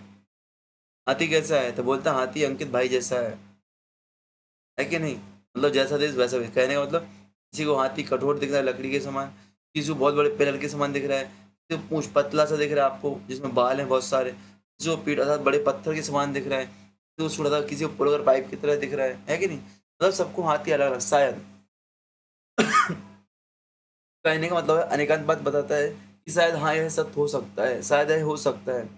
तो अनेकांत बात आज आपको जब वर्तमान में जो आपकी वैश्विक घटनाएँ दिख रही हैं, युद्ध इत्यादि की, इन सभी से निपटने का समाधान शायद बाद में छुपा हुआ है, ऐसा कहा जाता है। वो एक से एक महान जैन संत कहते हैं कि जैन धर्म का अनेकांतवाद, शादवाद आपका हर समस्याओं का समाधान देता है, हर विवाद का समाधान देता है। आपके चाहे पति-पत्नी की बात हो, चाहे देश-देशांतर की बात हो, सबका समाधान शादवाद के पास है। सबका समाधान शादवाद के पास है। अन्य की बात करें, जीव और अजीव के भेद की बात करते हैं। जीव और अजीव के भेद की बात होती है। आत्मा की शाश्वतता की बात होती है, आत्मा के शाश्वतता की बात होती है। जैन तीर्थंकर परंपरा की बात करें तो जैन धर्म में 24 तीर्थंकर मिले हैं। प्रत्येक युग में मार्गदर्शक, प्रत्येक युग के मार्गदर्शक हैं। प्रमुख की बात करें तो ऋषभनाथ, पार्श्वनाथ, महावीर, पैलचिन्ह, पार्श्वनाथ का सर्वचिन्ह, भगवान महावीर का सिंह चिन्ह। जैन ग्रंथों वर्णन है। संगठन संप्रदाय की बात करें तो संघ होते हैं जैन धर्म के। संघ जो होते हैं 4 प्रकार के होते हैं, साधुओं के, साध्वी के, श्रावक के, श्राविकाओं के। ठीक है ना? श्रावक मतलब ब्रह्मचारी और ब्रह्मचारिणियों के। आपको बता दूं जैन संघ में अधिकांशतः साधु साध्वी एक साथ नहीं रहते हैं। ये वर्तमान में देखने को मिलता है वो अलग चीज़ है। महावीर ने के संग में 11 गणधर देखने को मिलते हैं। 11 गणधर महावीर के संग में देखने को मिले। संप्रदाय की बात करें, एक गणधर पूछे जाते हैं कौन-कौन से गणधर हैं आपके? तो ये आपको गूगल कर लेना थोड़ा। संप्रदाय की बात करें, मैं आपसे यदि कह रहा हूँ इस चीज़ को गूगल कर लेना, करते जाना। संप्रदाय की बात करें, दिगंबर, श्वेतांबर। दिगंबर कौन होते हैं? जो आकाश को वस्त्र मानते हैं, मूर्ति पूजा नहीं करते, नग्न अवस्था में रहते हैं। हालाँकि ऐसा नहीं है, यहाँ पे आपको गलत बताया गया है। दिगंबर भी वर्तमान में मूर्ति पूजक होते हैं। श्वेतांबर की बात करें, तो सफ़ेद वस्त्र धारण करते हैं, मूर्ति पूजा करते हैं, ठीक है ना? इनकी मूर्ति रंग-बिरंगी होती है, चटक-वटक वाली होती है, कपड़े पहने होती हैं, आँखें रंगीन होती हैं, सनातन धर्म से मिलती हुई होती हैं। विभाजन की बात करें तो चंद्रगुप्त मौर्य के टाइम पे हो गया था, 34 शताब्दी ईसा पूर्व में दिगंबर श्वेतांबर में विभाजन हो गया था। आपको बता दूं चंद्रगुप्त मौर्य ने दिगंबर था, दिगंबर धर्म को फॉलो किया और सुवर्णवेल में जाके समाधि भाव से अपना मरण किया। पूछा जाता है पेपर में, ठीक है? चंद्रगुप्त मौर्य सुवर्णबेलगोला याद रखना, दक्षिण कर्नाटक, ठीक है? प्रभाव धार्मिक वैदिक कर्मकांड का विरोध, बौद्ध धर्म से समानता, अहिंसा कर्म, महाजनपद काल में प्रसार देखने को मिलता है। सामाजिक की बात करें तो व्यापारी समुदाय श्रेष्ठी और में लोकप्रिय, वर्ण व्यवस्था का विरोध किया इन लोगों ने। राजनीति की बात करें तो संरक्षण विचार का चंद्रगुप्त मौर्य को मिला। मगध में आपको जैन धर्म का प्रभाव देखने को मिलेगा। संस्कृति की बात करें तो मंदिर में भीलवाड़ा मंदिर, ग्रंथों में आगम, मूर्तियों में आप गोमटेश्वर बाहुबली की मूर्ति देख सकते हो, सबसे प्राचीन आपको दिखेगी, ठीक है ना? धर्म क्या? वैदिक कर्मकांड का विरोध किया। बौद्ध धर्म में समानता, अहिंसा और कर्म वाले सिद्धांत में समानता दी गई है। महाजनपद काल में प्रसार होता है। सामाजिक की बात करें तो व्यापार समुदाय और श्रेष्ठी, व्यापारिक समुदाय में लोकप्रिय होता है आपका जैन धर्म। वर्ण व्यवस्था का विरोध करने की वजह से, वर्ण व्यवस्था का विरोध करने की वजह से आप देखो क्यों भैया, आपको पता है 4 वर्ण होते हैं, 4 वर्णों से टैक्स कौन दे रहा था? व्यापारी वर्ग दे रहे थे। यदि व्यापारी लोग टैक्स दे रहे हैं लेकिन इन्हीं का सम्मान नहीं हो रहा है, तो इनका सम्मान कहाँ? जैन धर्म को फॉलो करने में, इसलिए जैन धर्म की ओर कन्वर्ट हुए, ठीक है? पुरातत्व प्रमाण की बात करें तो पावागिरी निर्माण स्थल वैशाली जन्म, ठीक है ना? जौनपुर बिहार में आपको पार्श्वनाथ की मूर्तियां मिली हैं। पार्श्वनाथ पावापुरी निर्माण स्थल महावीर का वैशाली जन्म स्थल है, ठीक है ना? उदयगिरी खंडगिरी गुफाएं उड़ीसा की मिलती हैं।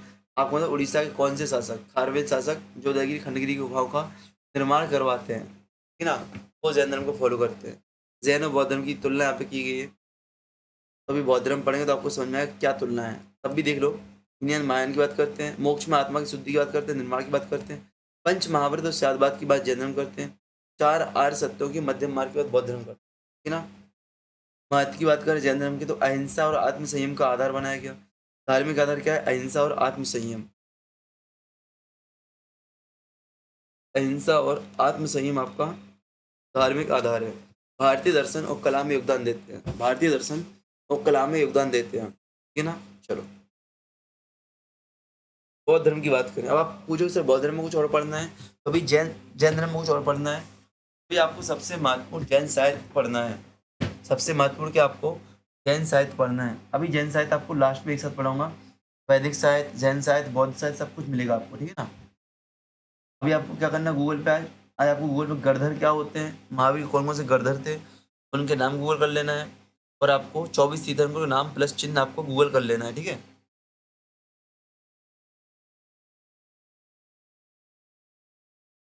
बात है हम लोग बौद्ध धर्म पर। तो बौद्ध धर्म एक प्राचीन धर्म था, दुख से मुक्ति और मध्यम मार्ग पर आधारित था। जो क्या?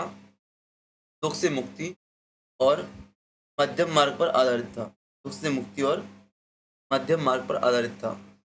उदय की बात करें, छठी शताब्दी ईसा पूर्व में उदय होता है महाजनपद काल में। संस्थापक कौन थे? गौतम बुद्ध। संस्थापक कौन थे इसके? गौतम बुद्ध माने जाते हैं। स्रोत की बात करें, बुद्ध त्रिपिटक आपको मिलते हैं, जैन ग्रंथ मिलते हैं। विनय पिटक, सूत पिटक, अभिधम पिटक बहुत महत्वपूर्ण है। विनय पिटक किस काम में आता है, सूत पिटक किस काम में आता है, अभिधम पिटक किस काम में आता है, पूछा गया है आपसे। अभी इसमें लोग पढ़ेंगे भी। विशेषता की बात करें तो भाई वैदिक कर्मकांड पर विरोध करते हैं, वैदिक कर्मकांड का विरोध करते हैं, नैतिक जीवन और निर्माण पर जोर देते हैं। गौतम बुद्ध की कहानी यहाँ पे लिखी है कि 563 ईसा पूर्व लुम्बिनी में कपिल वस्तु में शाक्य गणतंत्र में जन्म हुआ। शाक्य गणतंत्र में जन्म हुआ। आपने महावीर का किस गणतंत्र में जन्म हुआ तो बताना। महावीर का किस गणतंत्र में जन्म हुआ तो बताना। परिवार की बात करें, शुद्धोधन पिता का नाम, माता का नाम माया देवी और क्षत्रिय शाक वंश से संबंधित थे, ठीक है ना? आपको यहाँ पे बताना है कि गौतम बुद्ध का पालन किसने किया था, उनकी मौसी का नाम क्या था। यहाँ पे उल्टा नाम आ रहा है इसलिए आपसे पूछा गौतम बुद्ध की मौसी का नाम क्या था जिसने इसका पालन पोषण किया था। विवाह की बात करें तो यशोधरा से होता है, पुत्र राहुल होता है। महानिष्कपण की बात करें तो 29 वर्ष की आयु में गृह त्याग कर देते हैं। 29 वर्ष की आयु में गृह त्याग तो महावीर ने कब किया था? ज्ञान प्राप्ति की बात करें तो 35 वर्ष की आयु में बोध गया में पीपल वृक्ष के नीचे। बुद्ध गया और वेला, बुद्ध गया और वेला। आपको आप दो पढ़ने का तरीका क्या होता है, यहीं पे लाइन खींचो और महावीर की कंपेयर यहाँ पे करते चलो। तो आपको याद आएगा रिजुपाल का नदी पर पर्वत के पेड़ के नीचे, है कि नहीं? आपको याद आएगा वहाँ पे कहीं पावा अलग क्षेत्र था आपका वहाँ पे, ठीक है? चलो, प्रथम उपदेश सारनाथ ऋषि पत्तन ने दिए थे, इसको धर्मचक्र प्रवर्तन के नाम से जानते हैं। प्रथम उपदेश कहाँ पे? सारनाथ में दिए थे, ऋषि पत्तनम में, जिसे हम धर्मचक्र प्रवर्तन के नाम से जानते हैं। धर्मचक्र प्रवर्तन के नाम से जानते हैं, ठीक है? क्या आपको दिख रहा है देखो, 40 वर्ष की आयु में ऋजुपाल का नदी पर, ठीक है, केवल की प्राप्ति।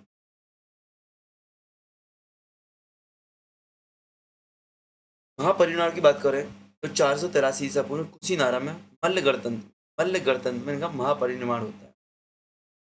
यदि ऐतिहासिक पृष्ठभूमि की बात करें, क्यों आपका किन परिस्थितियों में बौद्ध धर्म का उदय हुआ, तो वैदिक कर्मकांड और ब्राह्मण प्रवृत्ति के विरोध के रूप में आपका बौद्ध धर्म का उदय देखा जाता है। महाजनपद काल में सामाजिक आर्थिक परिवर्तन हो रहे थे, इस वजह से बौद्ध धर्म और जैन धर्म फले फूले, ठीक है ना? बौद्ध धर्म के सिद्धांतों की बात करें तो 4 आर्य सत्य आपको देखने को मिलते हैं। दुख, दुख समुदाय, दुख निरोध और दुख निरोध मार्ग। अर्थात दुख, दुख का मतलब क्या है? हमारे जीवन में दुख ही दुख है, हम दुखी है, कोई पैसों के लिए। हाँ, पैसों की बात आई तो आप लोग यदि चाहो ना,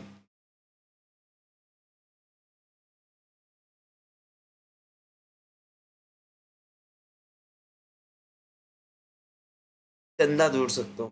ये नंबर यहाँ पे 37 है, 7747 064937। यदि आपको लग रहा है क्लास आपके लिए उपयोगी है ना, और आपको लगता है कोई आपके लिए फ्री ऑफ कॉस्ट पढ़ा रहा है, आपके मन में कुछ दान देना है, जितने भी आपको देना हो, जीरो से लेके लाखों तक, करोड़ों तक, जितना भी आपकी प्रॉपर्टी आपको मेरे नाम करनी हो, जितना आपके पास धन संपत्ति पूरा देश मेरे नाम करना हो, पाकिस्तान तो वैसे ही मेरी झोली में पड़ा हुआ है, तो जो जो आपको दान देना हो आप दे सकते हो इस नंबर पर, ठीक है ना?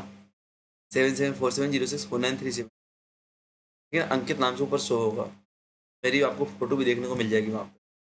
दुख समुदाय, दुख का कारण बताया। दुख समुदाय में दुख का कारण क्या भैया? दुख का कारण तीसरा है हमारी लालच है। तो मुझे लालच नहीं है रुपयों की, इसलिए मुझे दुखी नहीं हूँ, है कि नहीं?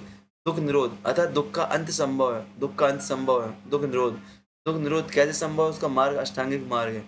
4 आर्य सत्य क्या है भैया? जिंदगी के 4 अटल सत्य, आर्य सत्य कौन कौन से हैं? पहला तो यही प्रश्न है, 4 आर्य सत्य सिद्धांत किससे संबंधित है? बौद्ध धर्म से। दूसरा प्रश्न कौन कौन से? दुख, अर्थात जीवन दुखमय है। दुख समुदाय, दुख समुदाय अर्थात दुख का कारण क्या है? तृष्णा है। दुख निरोध अर्थात दुख का अंत संभव है। और दुख निरोध मार्ग क्या है? अष्टांगिक मार्ग है। इसकी जानकारी सूत्र पिटक में मिलती है। सूत्र पिटक में, सूत्र पिटक, विनय पिटक, अभिधम पिटक, 3 पिटक है। सूत्र पिटक में गौतम बुद्ध की कहानियां, गौतम बुद्ध ने जो बातें कही हैं, गौतम बुद्ध की बातें जो कही हैं उसमें सूत्र पिटक में लिखी गई हैं। सूत्र पिटक में गौतम बुद्ध के द्वारा कही गई बातें लिखी हैं। विनय पिटक में बहुत सारे नियम लिखे गए हैं जो कि संघ में रहने वाले भिक्षुओं को पालन करने होते थे, ठीक है ना? अभिधम पिटक में धम्म की बातें की। अष्टांगिक मार्ग की बात करें तो अष्टांगिक मार्ग क्या भी है? अष्टांगिक मार्ग क्या है? सम्यक सृष्टि, सम्यक संकल्प, सम्यक वाक, सम्यक कर्म, सम्यक आजीवक, सम्यक प्रयास, सम्यक स्मृति, सम्यक समाधि। मतलब आपकी दृष्टि क्या होनी चाहिए? सम्यक होनी चाहिए। आपको अच्छी चीजें देखनी चाहिए, गलत चीजें नहीं देखनी चाहिए। आपको समझ रहे हो ना? आजकल सुप्रीम कोर्ट, हाई कोर्ट कितनी चिंता व्यक्त कर रहा है कि हमारी वेबसाइटों पे क्या मिल रहा है आपको? अश्लील कंटेंट मिल रहा है। तो आपकी दृष्टि सम्यक होनी चाहिए। यहाँ पे असली कंटेंट की बात ये है कि दृष्टि सम्यक होना चाहिए। तो आपको किसी को सौम्य निगाहों से देखना चाहिए। आपको अच्छी चीज़ों को देखना चाहिए। आपको आपको हमेशा यदि आप बुरी चीज़ भी देख रहे हो तो आपको अच्छा ही, यदि आपको गंदगी भी दिख रही है तो गंदगी में क्या अच्छा है कि वहाँ पे भी सूअर का पेट पूजन होता है। तो हमें क्या करना चाहिए? गंदगी को यदि हम कचरा फेंकते हैं तो कचरे को एक यथास्थान, यदि गंदगी कचरा उसका यथास्थान फेंकना चाहिए। क्यों फेंकना चाहिए भाई? सूअर वहाँ से भोजन प्राप्त करते हैं, है कि नहीं? तो सम्यक दृष्टि इस प्रकार से, सम्यक संकल्प, आपके संकल्प सही होने चाहिए। आपके संकल्प ये नहीं चाहिए कि पाकिस्तान के सभी नागरिकों को मारे। हमारे संकल्प होना चाहिए पाकिस्तान की विचारधारा में बदलाव। और आपको देखने को मिल रहा है कश्मीर में पहली बार ये चीज हुई है हमारे इतिहास में। कश्मीर में यदि विरोध किया गया है तो आतंकवादियों का विरोध किया गया। पहली बार जब पहलगांव में आपकी जो अभी निरसंग हत्या हुई है, इतना बड़ा हत्याकांड हुआ है आपका आतंकवादियों के द्वारा, तो वहाँ पहली बार कश्मीर में देखा है उसका विरोध किया, कश्मीर के निवासियों द्वारा विरोध किया जा रहा है। सम्यक संकल्प आपको देखने मिल रहा है। सम्यक वाक मतलब आपकी वाणी इतनी अच्छी होनी चाहिए, सौम्य होनी चाहिए, सरल होनी चाहिए, सहज होना चाहिए। आपके मुंह पे गालियाँ नहीं होनी चाहिए, दोस्तों के लिए भी ना किसी के लिए भी। आपकी बारे में ऐसे शब्द होने चाहिए जिससे किसी को अहिंसा हो। कर्म, आपका कर्म अच्छे होना चाहिए। आजीविका, आपकी आजीविका सुस्पष्ट होनी चाहिए। आजीविका आपकी सरल होनी चाहिए। ऐसी आजीविका ना हो जिससे हिंसा होती हो, आप जिसमें आप पाप करते हो, भ्रष्टाचारी करते हो। प्रयास, आप कभी भी हिम्मत ना हारे, आप प्रयास करते रहें। स्मृति, आपको अपनी स्मृति क्षमता बढ़ानी चाहिए, आपको याद करने की क्षमता बढ़ानी चाहिए। और समाधि, अर्थात आपको एग्जाम अच्छे से देना चाहिए। समाधि मतलब कि ज्ञान की प्राप्ति, ठीक है ना? यदि पता है, एक हम लोग जब इसको सेमिनार में जाता था मैं पहले, वर्ल्ड बैंक रूसा की तरफ से, तो उस टाइम पे ना इसको बहुत अच्छे से समझाता था, अष्टांगिक मार्ग को। एक व्यक्ति कैसे लाइफ में, एक स्टूडेंट कैसे लाइफ में फॉलो कर सकता है, वो बताता बहुत अच्छे से। उद्देश्य क्या है? मध्यम मार्ग का निर्माण प्राप्त करना। कर्म और पुनर्जन्म के सिद्धांत को मानता है। कर्म जीवन चक्र को प्रभावित करते हैं। कर्म जीवन चक्र को प्रभावित करते हैं। निर्माण, कर्म चक्र से मुक्ति, कर्म चक्र से मुक्ति। अनित्य, अनात्म और दुख की बात करता है। अनित्य, अनात्म और दुख, अर्थात सब कुछ क्षणिक है। बौद्ध धर्म बोलता है कि अनित्य है, अनात्म है और दुख है, अर्थात सब कुछ क्षणिक है, अर्थात अनित्य है। आत्मा नहीं है, आत्मा की बात नहीं करता है। और जीवन इसकी बात करता है। जानकारी कहाँ से? विनय प्लेग से मिल जाता है। सब कुछ क्षणिक है, सब कुछ क्षण भंगुर है, कभी भी नष्ट हो सकता है। और जैन धर्म इसके विपरीत है। जैन धर्म सब कुछ शाश्वत मानता है। जैन धर्म पृथ्वी को शाश्वत मानता है, बौद्ध धर्म शाश्वत नहीं मानता। ये अंतर है, ठीक है ना? जैन धर्म आत्मा को मानता है, बौद्ध धर्म आत्मा पर स्पष्ट नहीं था, आत्मा को नहीं मानता है, ठीक है ना? संगठन या संप्रदाय की बात करें, वही यहाँ पे भिक्षु, भिक्षुणी, उपासक और उपासिका। वहाँ पे कहते हैं श्रावक, श्राविका, साधक और साध्वी। बुद्ध के प्रथम 5 शिष्य थे। महावीर के 5 गणधर थे, आपको याद है? संप्रदाय की बात करें, हीनयान, महायान, वज्रयान। तो हीनयान की बात करें तो व्यक्तिगत निर्माण की बात करता है, मूल सिद्धांत यहीं पे चलते हैं। महायान सभी के लिए बोधिसत्व और मूर्ति पूजा, अर्थात बोधिसत्व, अर्थात हम खुद का निर्माण के साथ साथ सबका निर्माण कर सकते हैं। यदि आप काम कर रहे हो, धंधा कर रहे हो, आप निर्माण प्राप्त नहीं कर पा रहे हो, आपका समय नहीं है, तो आप मुझे धन दो, पैसा दो, मैं आपके निर्माण की कामना करूंगा, ऐसा महायान बोलता है। वज्रयान में तंत्र और मंत्र देखने को मिलते हैं, जो कि बाद में 8वीं शताब्दी के आसपास आपको देखने को मिलेगा। विभाजन की बात करें हीनयान महायान का, तो दूसरी बौद्ध संगति में वैशाली में आपका विभाजन देखने को मिलता है। वहाँ बात करें धार्मिक प्रभाव क्या रहा बौद्ध धर्म का? वैदिक यज्ञ का विरोध किया, नैतिकता पर जोर दिया। जैन धर्म में समानता, अहिंसा, कर्म, बौद्ध विहार आपको दिखे। सामाजिक बात करें तो वर्ण व्यवस्था का विरोध किया, सभी के लिए बौद्ध धर्म खुला हुआ था। व्यापारी और शहरी वर्ग में लोकप्रिय हुआ, क्यों हुआ बता चुका हूँ पहले। जो जैन धर्म का कारण है वही बौद्ध धर्म का कारण आपका है। राजनीति की बात करें, संरक्षण वाला बिंबिसार का, अशोक का, कनिष्क का। अशोक के शिलालेख में बौद्ध धर्म के प्रसार की जानकारी मिलती है। अशोक का धम्र बौद्ध धर्म से प्रभावित था। संस्कृति की बात करें तो स्तूप दिखते हैं, मूर्तियां दिखती हैं गंधार शैली में। त्रिपिटक आपको पाली भाषा में देखने को मिलते हैं। प्रमुख संगतियां तो आपकी बौद्ध धर्म की 4 संगतियां होती हैं, यहाँ पे 3 दिखी हैं, 4 होती हैं आपकी, ठीक है ना?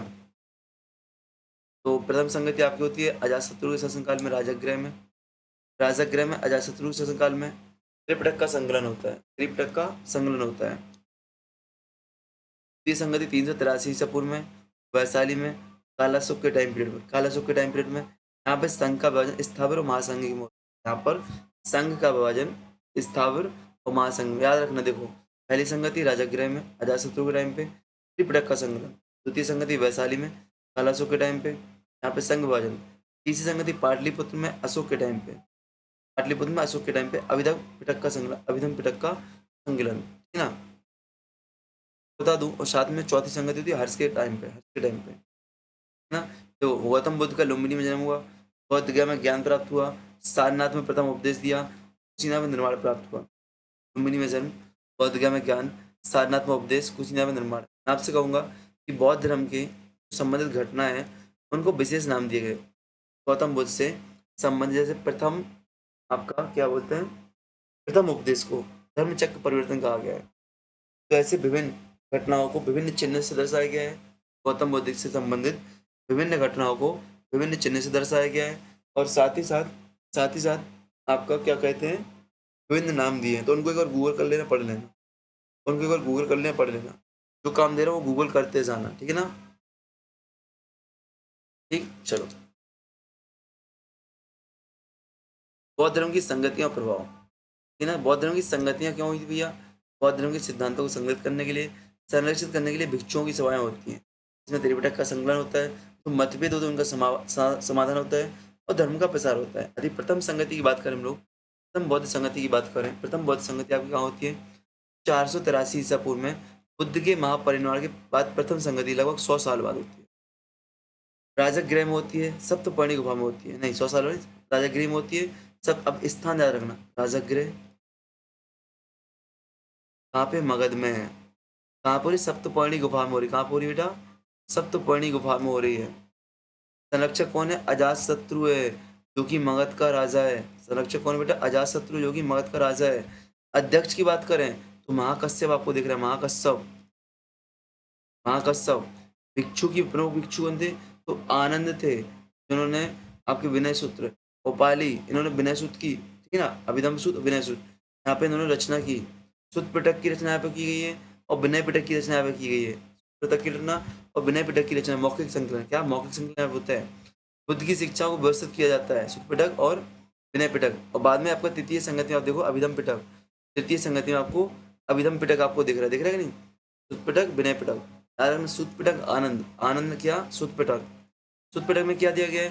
गौतम बुद्ध ने जो बातें कही उसकी जानकारी दी गई है। अब याद कैसे करेगा भैया? आनंद गौतम बुद्ध के प्रथम शिष्य थे, जो उनके साथ शुरुआत से रहे हैं, तो उनको पता होगा गौतम बुद्ध ने क्या क्या लाइनें मारी हैं, है कि उनके हाईक्यू क्या क्या थे। उपाली, विनय पिटक रहे, ठीक है ना। कार्य की बात करें, सुत पिटक, विनय पिटक का मौखिक संकलन। बुद्ध की शिक्षाओं को व्यवस्थित किया गया। त्रिपिटक और बौद्ध ग्रंथ की यहाँ पे संकलन होता है। कब? आपका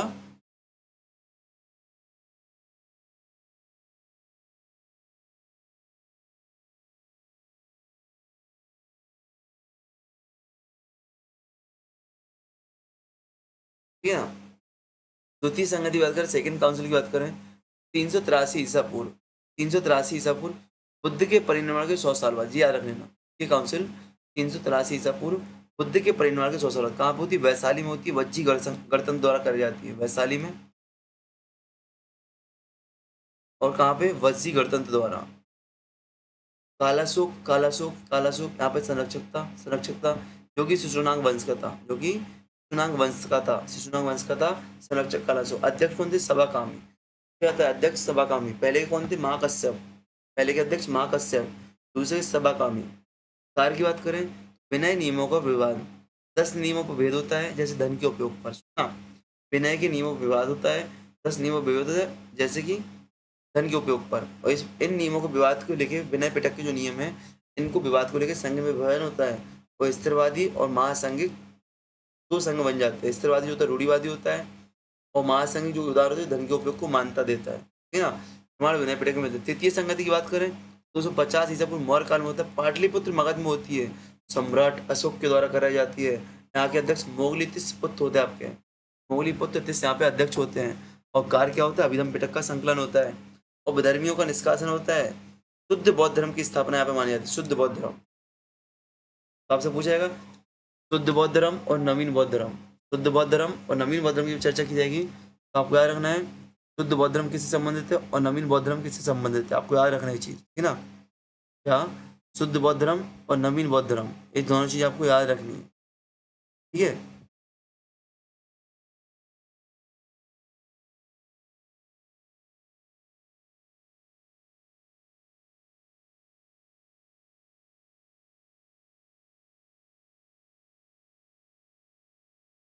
चलो आगे बढ़ते हम लोग।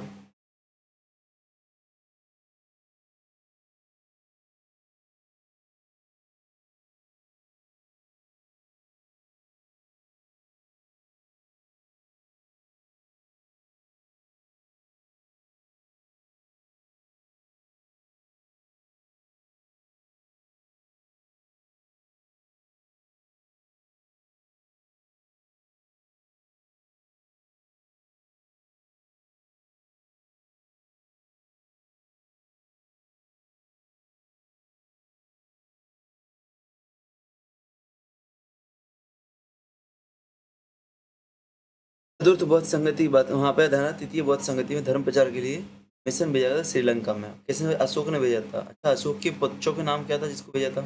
जल्दी बताओ। संघमित्रा और अशोक के पुत्र का नाम जल्दी बताओ। बात करते हैं। भाई क्या हो गया इसको पटक के? चतुर्थ बौद्ध संगति शताब्दी ईस्वी में होती है, कुषाण काल में होती है, कुंडल वन में होती है, कनिष्क के द्वारा कराई जाती है। आई थिंक मैंने हर्षवर्धन बोल दिया था, पर गलत करी, मैं माफी चाहूंगा। कनिष्क के टाइम पे होती है। वसुमित तो कई बार क्या होता है, शब्द वाली माइंड से उचक जाती है, पिचक जाती है गाय की तरह, है ना। कुछ का कुछ से निकलता है, कॉन्सेप्ट सही रहते हैं, कहानी में शब्द उल्टे हो जाते हैं जब कंटिन्यू कुछ चीजें करते रहते हैं। तो संरक्षक कौन था? कनिष्क था। वसुमित्र और अश्वघोष यहाँ पे अच्छे अध्यक्ष, दो अध्यक्ष आपको दिख रहे हैं, वसुमित्र और अश्वघोष। त्रिपिटक को लिखित संरचना संस्कृत में दी जाती है। सुनना, पाली में मौखिक संकलन होता है, पाली में मौखिक संकलन होता है, और जाके संस्कृत में इनको लिखा जाता है। आप समझ रहे हो कितना विवाद होगा, कितना धारा, मतलब क्या क्या चेंज हो जाएगा। कहीं पे आपको महायान और हीनयान का स्पष्ट विभाजन आपको दिखेगा। और जो महायान होगा, महायान वाले ही संस्कृत का प्रयोग करेंगे। और कुंडल आपको दिख रहा है कैसे महायान धर्म, जो बौद्ध धर्म वैदिक धर्म के विरोध में पैदा हुआ था, वह धीमे धीमे वैदिक धर्म में मिलता जा रहा है। अर्थात यहीं पर आप देखोगे कि इसी काल में आपको वैदिक धर्म में सुधार देखने को मिलेंगे। वैदिक काल में आपको, सॉरी, हाँ, वैदिक धर्म में सुधार आपको देखने को मिलेंगे, ठीक है ना। प्रमाण की बात करें, कनिष्क के सिक्के और गंधार कला। तो इन्हीं चीज़ों से ना, इन्हीं पॉइंटों को आपको एनालाइज करना है। यदि आप हिस्ट्री के प्रोफेसर बनने जा रहे हो ना, तो इन्हीं बातों को आपको बताना है ना, कैसे क्या सीन होता है, ठीक है। आगे बढ़ते हैं। प्रभाव की बात करें तो बौद्ध धर्म का प्रभाव धार्मिक, सामाजिक, सांस्कृतिक और राजनीतिक क्षेत्र में पड़ा। जैसे वैदिक धर्म पर यज्ञ कर्मकांड का विरोध किया, नैतिकता और ध्यान पर जोर दिया, है ना। जैन धर्म से समानता देखने को मिली, अहिंसा कर मुक्ति बल दिया, है ना। बौद्ध धर्म में मध्यम मार्ग अपनाया वर्सेस जैन धर्म में कठोरता को अपनाया। नए संप्रदाय, हीनयान, महायान, वज्रयान, नए संप्रदाय का विकास हुआ। महायान में आपको मूर्तियां देखने को मिलती हैं। सामाजिक प्रभाव की बात करें तो वर्ण व्यवस्था पर जाति भेद का विरोध किया, सभी के लिए संघ खुला हुआ था। शहरी वर्ग की बात करें तो व्यापारी श्रेष्ठी और गृहस्थों में लोकप्रिय हुआ। श्रावस्ती, कौसमी विहार। महिलाओं की स्थिति की बात करें, भिक्षुणी संघ की स्थापना। महाप्रजापति गौतमी, मैंने क्या पूछा था? गौतम बुद्ध की माँ, मौसी का नाम महाप्रजापति गौतमी, यहाँ पे दिखना है आपको, ठीक है ना। माया उनकी माँ का नाम था, जो खत्म हो गई थी जन्म के समय, और महाप्रजापति गौतमी ने उनको क्या किया था? पालन पोषण किया था। बिना पिटे को जानकारी मिलती है। राजनीतिक प्रभाव, राजकीय संरक्षण, बिंबुसार, अजातशत्रु, अशोक, कनिष्क, ठीक है ना। कनिष्क ने महायान धर्म को, अशोक ने धर्म प्रचार और शिलालेख बनाए, बिंबिसार, अजातशत्रु ने उनको संरक्षण दिया। पूछा जाता है कौन कौन से शासक ने किस धर्म को संरक्षण दिया है। पैसिफिक तो श्रीलंका, म्यांमार, थाईलैंड अशोक के मिशन गए। चीन, जापान में महायान धर्म फैला है। श्रीलंका बौद्ध मठ देखने को मिलते हैं।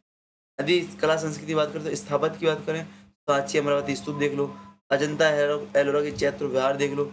मूर्ति कला में गंधार पर यूनानी प्रभाव और मथुरा मूर्ति कला देख लो। महायान धर्म में साहित्य की बात, त्रिपिटक तो पाली भाषा में बट लिखे गए, महायान के ग्रंथ संस्कृत भाषा में, बस इसका ध्यान रखना। अश्वघोष की बात करें तो अश्वघोष ने बुद्ध चरित्र लिखा है। शिक्षा की बात करें तो नालंदा और तक्षशिला जैसे। अच्छा, अश्वघोष किस बौद्ध संगति के अध्यक्ष थे? जल्दी बताओ कमेंट में। नालंदा, तक्षशिला जैसे केंद्र देखने को मिलते हैं। प्राचीन चीनी यात्री हैंसुआंग देखने को मिलता है, ठीक है ना। राजगृह सप्तपर्णी, प्रथम बौद्ध संगति यहीं हुई थी। वैशाली अवशेष मिलते, बताओ जल्दी। सांची का स्तूप, अशोक के शिलालेख, गंधार की मूर्तियां मिलती हैं, ठीक है ना। महत्व बात की जाए बौद्ध संगति का, बौद्ध धर्म के संगठन और संरक्षण का प्रयास किया गया। भारतीय और वैश्विक संस्कृति पर गहरा प्रभाव छोड़ा है। अब आता है आजीवक संप्रदाय। अब आता है आपका आजीवक संप्रदाय। क्या? आजीवक संप्रदाय, है ना। आजीवक संप्रदाय, तो आजीवक संप्रदाय की बात करते हैं हम लोग, कहाँ गए भैया आजीवक संप्रदाय? हाँ, यहाँ पे, आजीवक। तो आजीवक का परिचय की बात करें तो एक भारतीय प्राचीन दार्शनिक, एक भारतीय प्राचीन दार्शनिक और धार्मिक संप्रदाय था, जो कि नीतिवाद पर, जो कि क्या, नीतिवाद पर आधारित था। तो जो नीति में लिखा हो वही होगा। आप कितने भी कांड कर लो, कुछ भी कर लो, जो किस्मत में लिखा होगा साला वही होगा आपके साथ। आप अपनी गर्लफ्रेंड को कितना ही मना लो, झगड़ा होना होगा तो हो ही जाएगा, ब्रेकअप होना होगा हो ही जाएगा। ऐसा नीतिवाद बोलता है, ठीक है ना।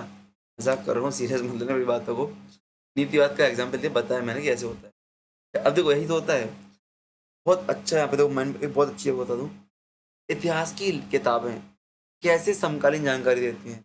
इतिहास की किताबों में जो साहित्यिक किताबें होती हैं, कविताएं होती हैं, ठीक है ना, काव्य होते हैं, नाटक होते हैं, उसमें समकालीन एग्जाम्पल लिए जाते हैं। आज का समकालीन एग्जाम्पल मैंने आपको नीतिवाद में समझा क्या, ब्रेकअप वाला वही चीज चल रहा है, ब्रेकअप तलाक, है कि नहीं। तो आजीविक संप्रदाय एक भारतीय दार्शनिक धार्मिक संप्रदाय जो नीतिवाद पर आधारित है। संस्थापक की बात करें तो मखली घोषाल यहाँ पे देखने को मिलता है। मखली घोषाल स्रोत की बौद्ध ग्रंथ, जैन ग्रंथ, है ना। कर्म की बात करें, यहाँ पे याद रखें बौद्ध ग्रंथ क्या है, सामज्य फल सूत्र से आजीविक संप्रदाय की बात मिलती है। सामज्य फल सूत्र बौद्ध ग्रंथ है, ठीक है ना। विशेषता की बात करें तो कर्म और व्यक्तिगत प्रयास की बजाय नीति पर विश्वास और वैदिक कर्मकांड का विरोध। तो वैदिक कर्मकांड का विरोध तो समानता होगी जैन और बौद्ध धर्म से, बट नीति पर विश्वास, कर्म व्यक्तिगत प्रयास बौद्ध धर्म जैन धर्म मानते हैं, बट यहाँ पे क्या नीति पर विश्वास एक नया पॉइंट आ गया। तो ये बौद्ध धर्म जैन धर्म का विरोध करता है। आपको ऐसा कहा जाता है जो मखली गोसाल थे पहले जैन अनुयायी थे, महावीर के अनुयायी थे, बट आपसी विवाद की वजह से इन्होंने अपने एक अलग से संप्रदाय चलाया था। मखली गोसाल की बात करें, संभवतः श्रावस्ती में जन्म हुआ था, निम्न वर्ग से संबंधित थे, शुरू में महावीर के शिष्य थे, बाद में अलग संप्रदाय बनाया। मृत्यु की बात करें 6ठी शताब्दी ईसा पूर्व में हुई। बुद्ध महावीर के समकालीन थे। बौद्ध ग्रंथों में 6 तीर्थकों की बात में उल्लेख मिलता है, ग्रंथों में 6 तीर्थक का उल्लेख मिलता है, ठीक है ना। उनमें से एक तीर्थक ये थे।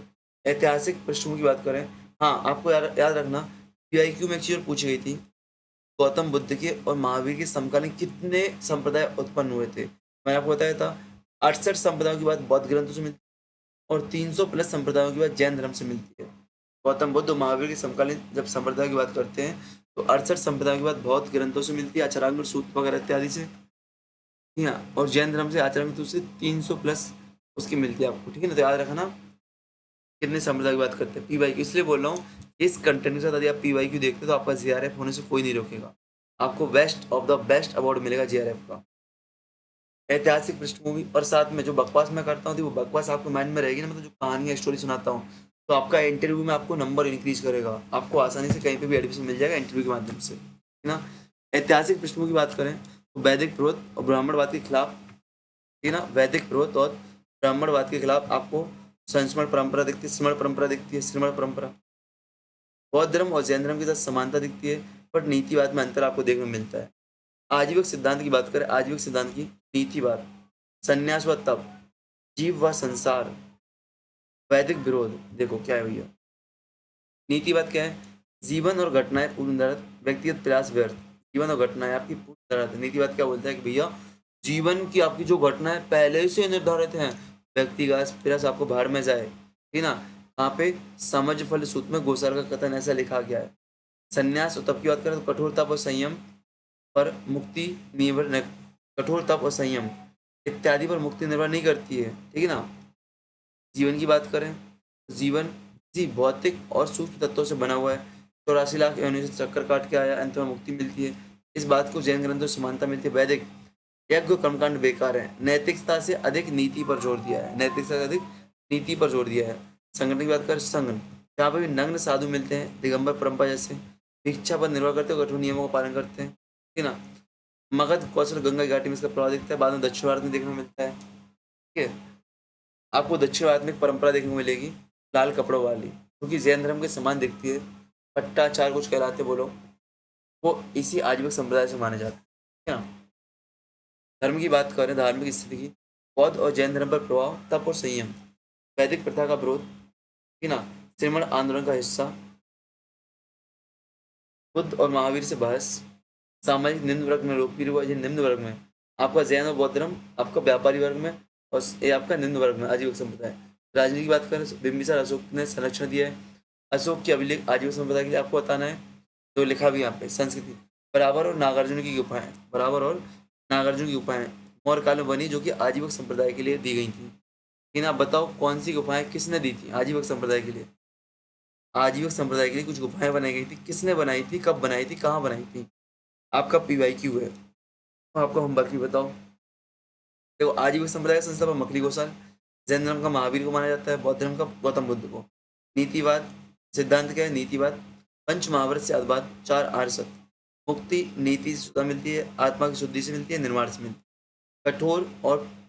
कठोर तप की बात करता है, नीति पर निर्भर हो। कठोर मुक्ति के लिए बात करते हैं, मध्यम और संतुलित तप की बात करते हैं, ठीक है ना। पतन पतन क्या है भैया? नीतिवाद का विरोध होने लगा भाई। बौद्ध धर्म और जैन धर्म ने व्यक्तिगत प्रयास पे जोर दिया, इसलिए नीतिवाद का विरोध होने लग गया। ऐसे में पतन की ओर बढ़ा।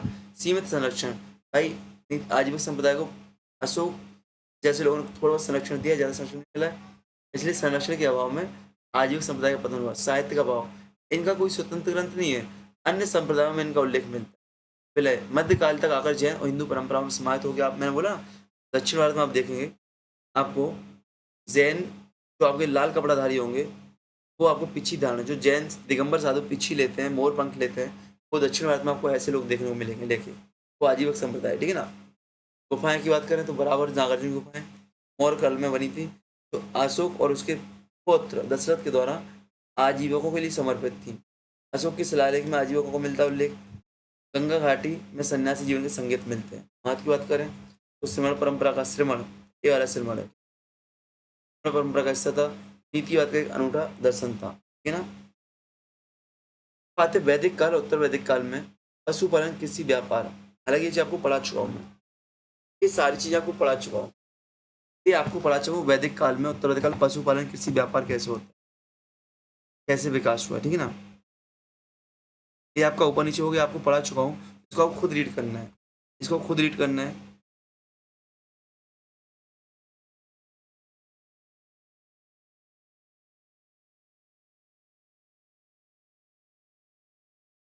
इसको आपको खुद रीड करना है। हाँ, माँ एक्चुअली इसको पढ़ाई दे रहा हूँ, रीड क्या मैं ही खुद पढ़ाया था। छोटा सा पॉइंट है कि छोड़ो आपके लिए, नहीं कराई दे रहा हूँ, ठीक है ना। अब ऐसे पॉइंट बचे हैं जो आपके सिलेबस से तो हो चुके थे, बट मुझे लगता है जो आपके एग्जाम के लिए महत्वपूर्ण है, तो कुछ ऐसे टॉपिक मैंने यहाँ पे जोड़ दिए हैं, कुछ ऐसे टॉपिक मैंने यहाँ पे जोड़ दिए।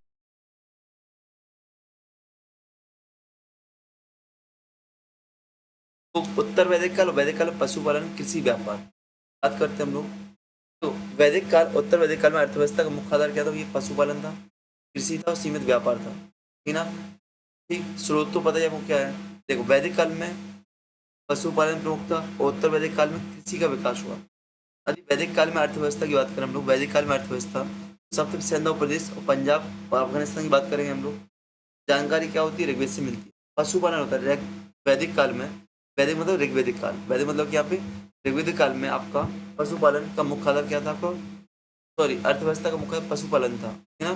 इसमें गाय, घोड़ा, भेड़, बकरी ऊँट पाले जाते थे। गाय को धन का प्रतीक माना जाता था। गाय को क्या धन का प्रतीक माना जाता है। ऋग्वेद में गवेष्टि शब्द का प्रयोग किया गया जो गायों के लिए है। गवेष्टि शब्द का प्रयोग किया गया है गायों के लिए, ठीक है ना। गायों के युद्ध के लिए, गायों के लिए युद्ध होता था, इस शब्द के लिए गवेष्टि शब्द का प्रयोग किया गया ऋग्वेद में। उपयोग की बात करें तो दूध, घी अर्थात घी के लिए भी उपयोग किया जाता है। चमड़ा अर्थात मांस के लिए भी प्रयोग किया जाता है गायों के लिए। घोड़े और रथ के लिए भी बैलों का प्रयोग, जानवरों का प्रयोग किया जाता है। महत्व की बात करें, संपत्ति का माप, गौ शब्द अर्थात संपत्ति की माप के लिए गौ शब्द। आपका कितना धन है, कहाँ से पता चलेगा कि आपका गोधन कितना, मतलब आप कितने अमीर हो, इसकी जानकारी कैसे मिलेगी?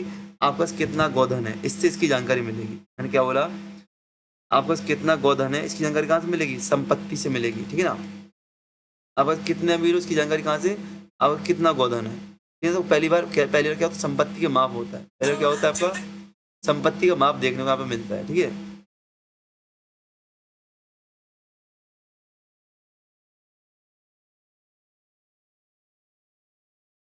आज मैंने एक स्टोरी कॉपी की अपने दोस्त की, बोलता स्टोरी कॉपी करो। भाई जिंदगी सेम चल रही है यार, दोनों वेल्ले पड़े हैं, कुछ नहीं कर रहे लाइफ में।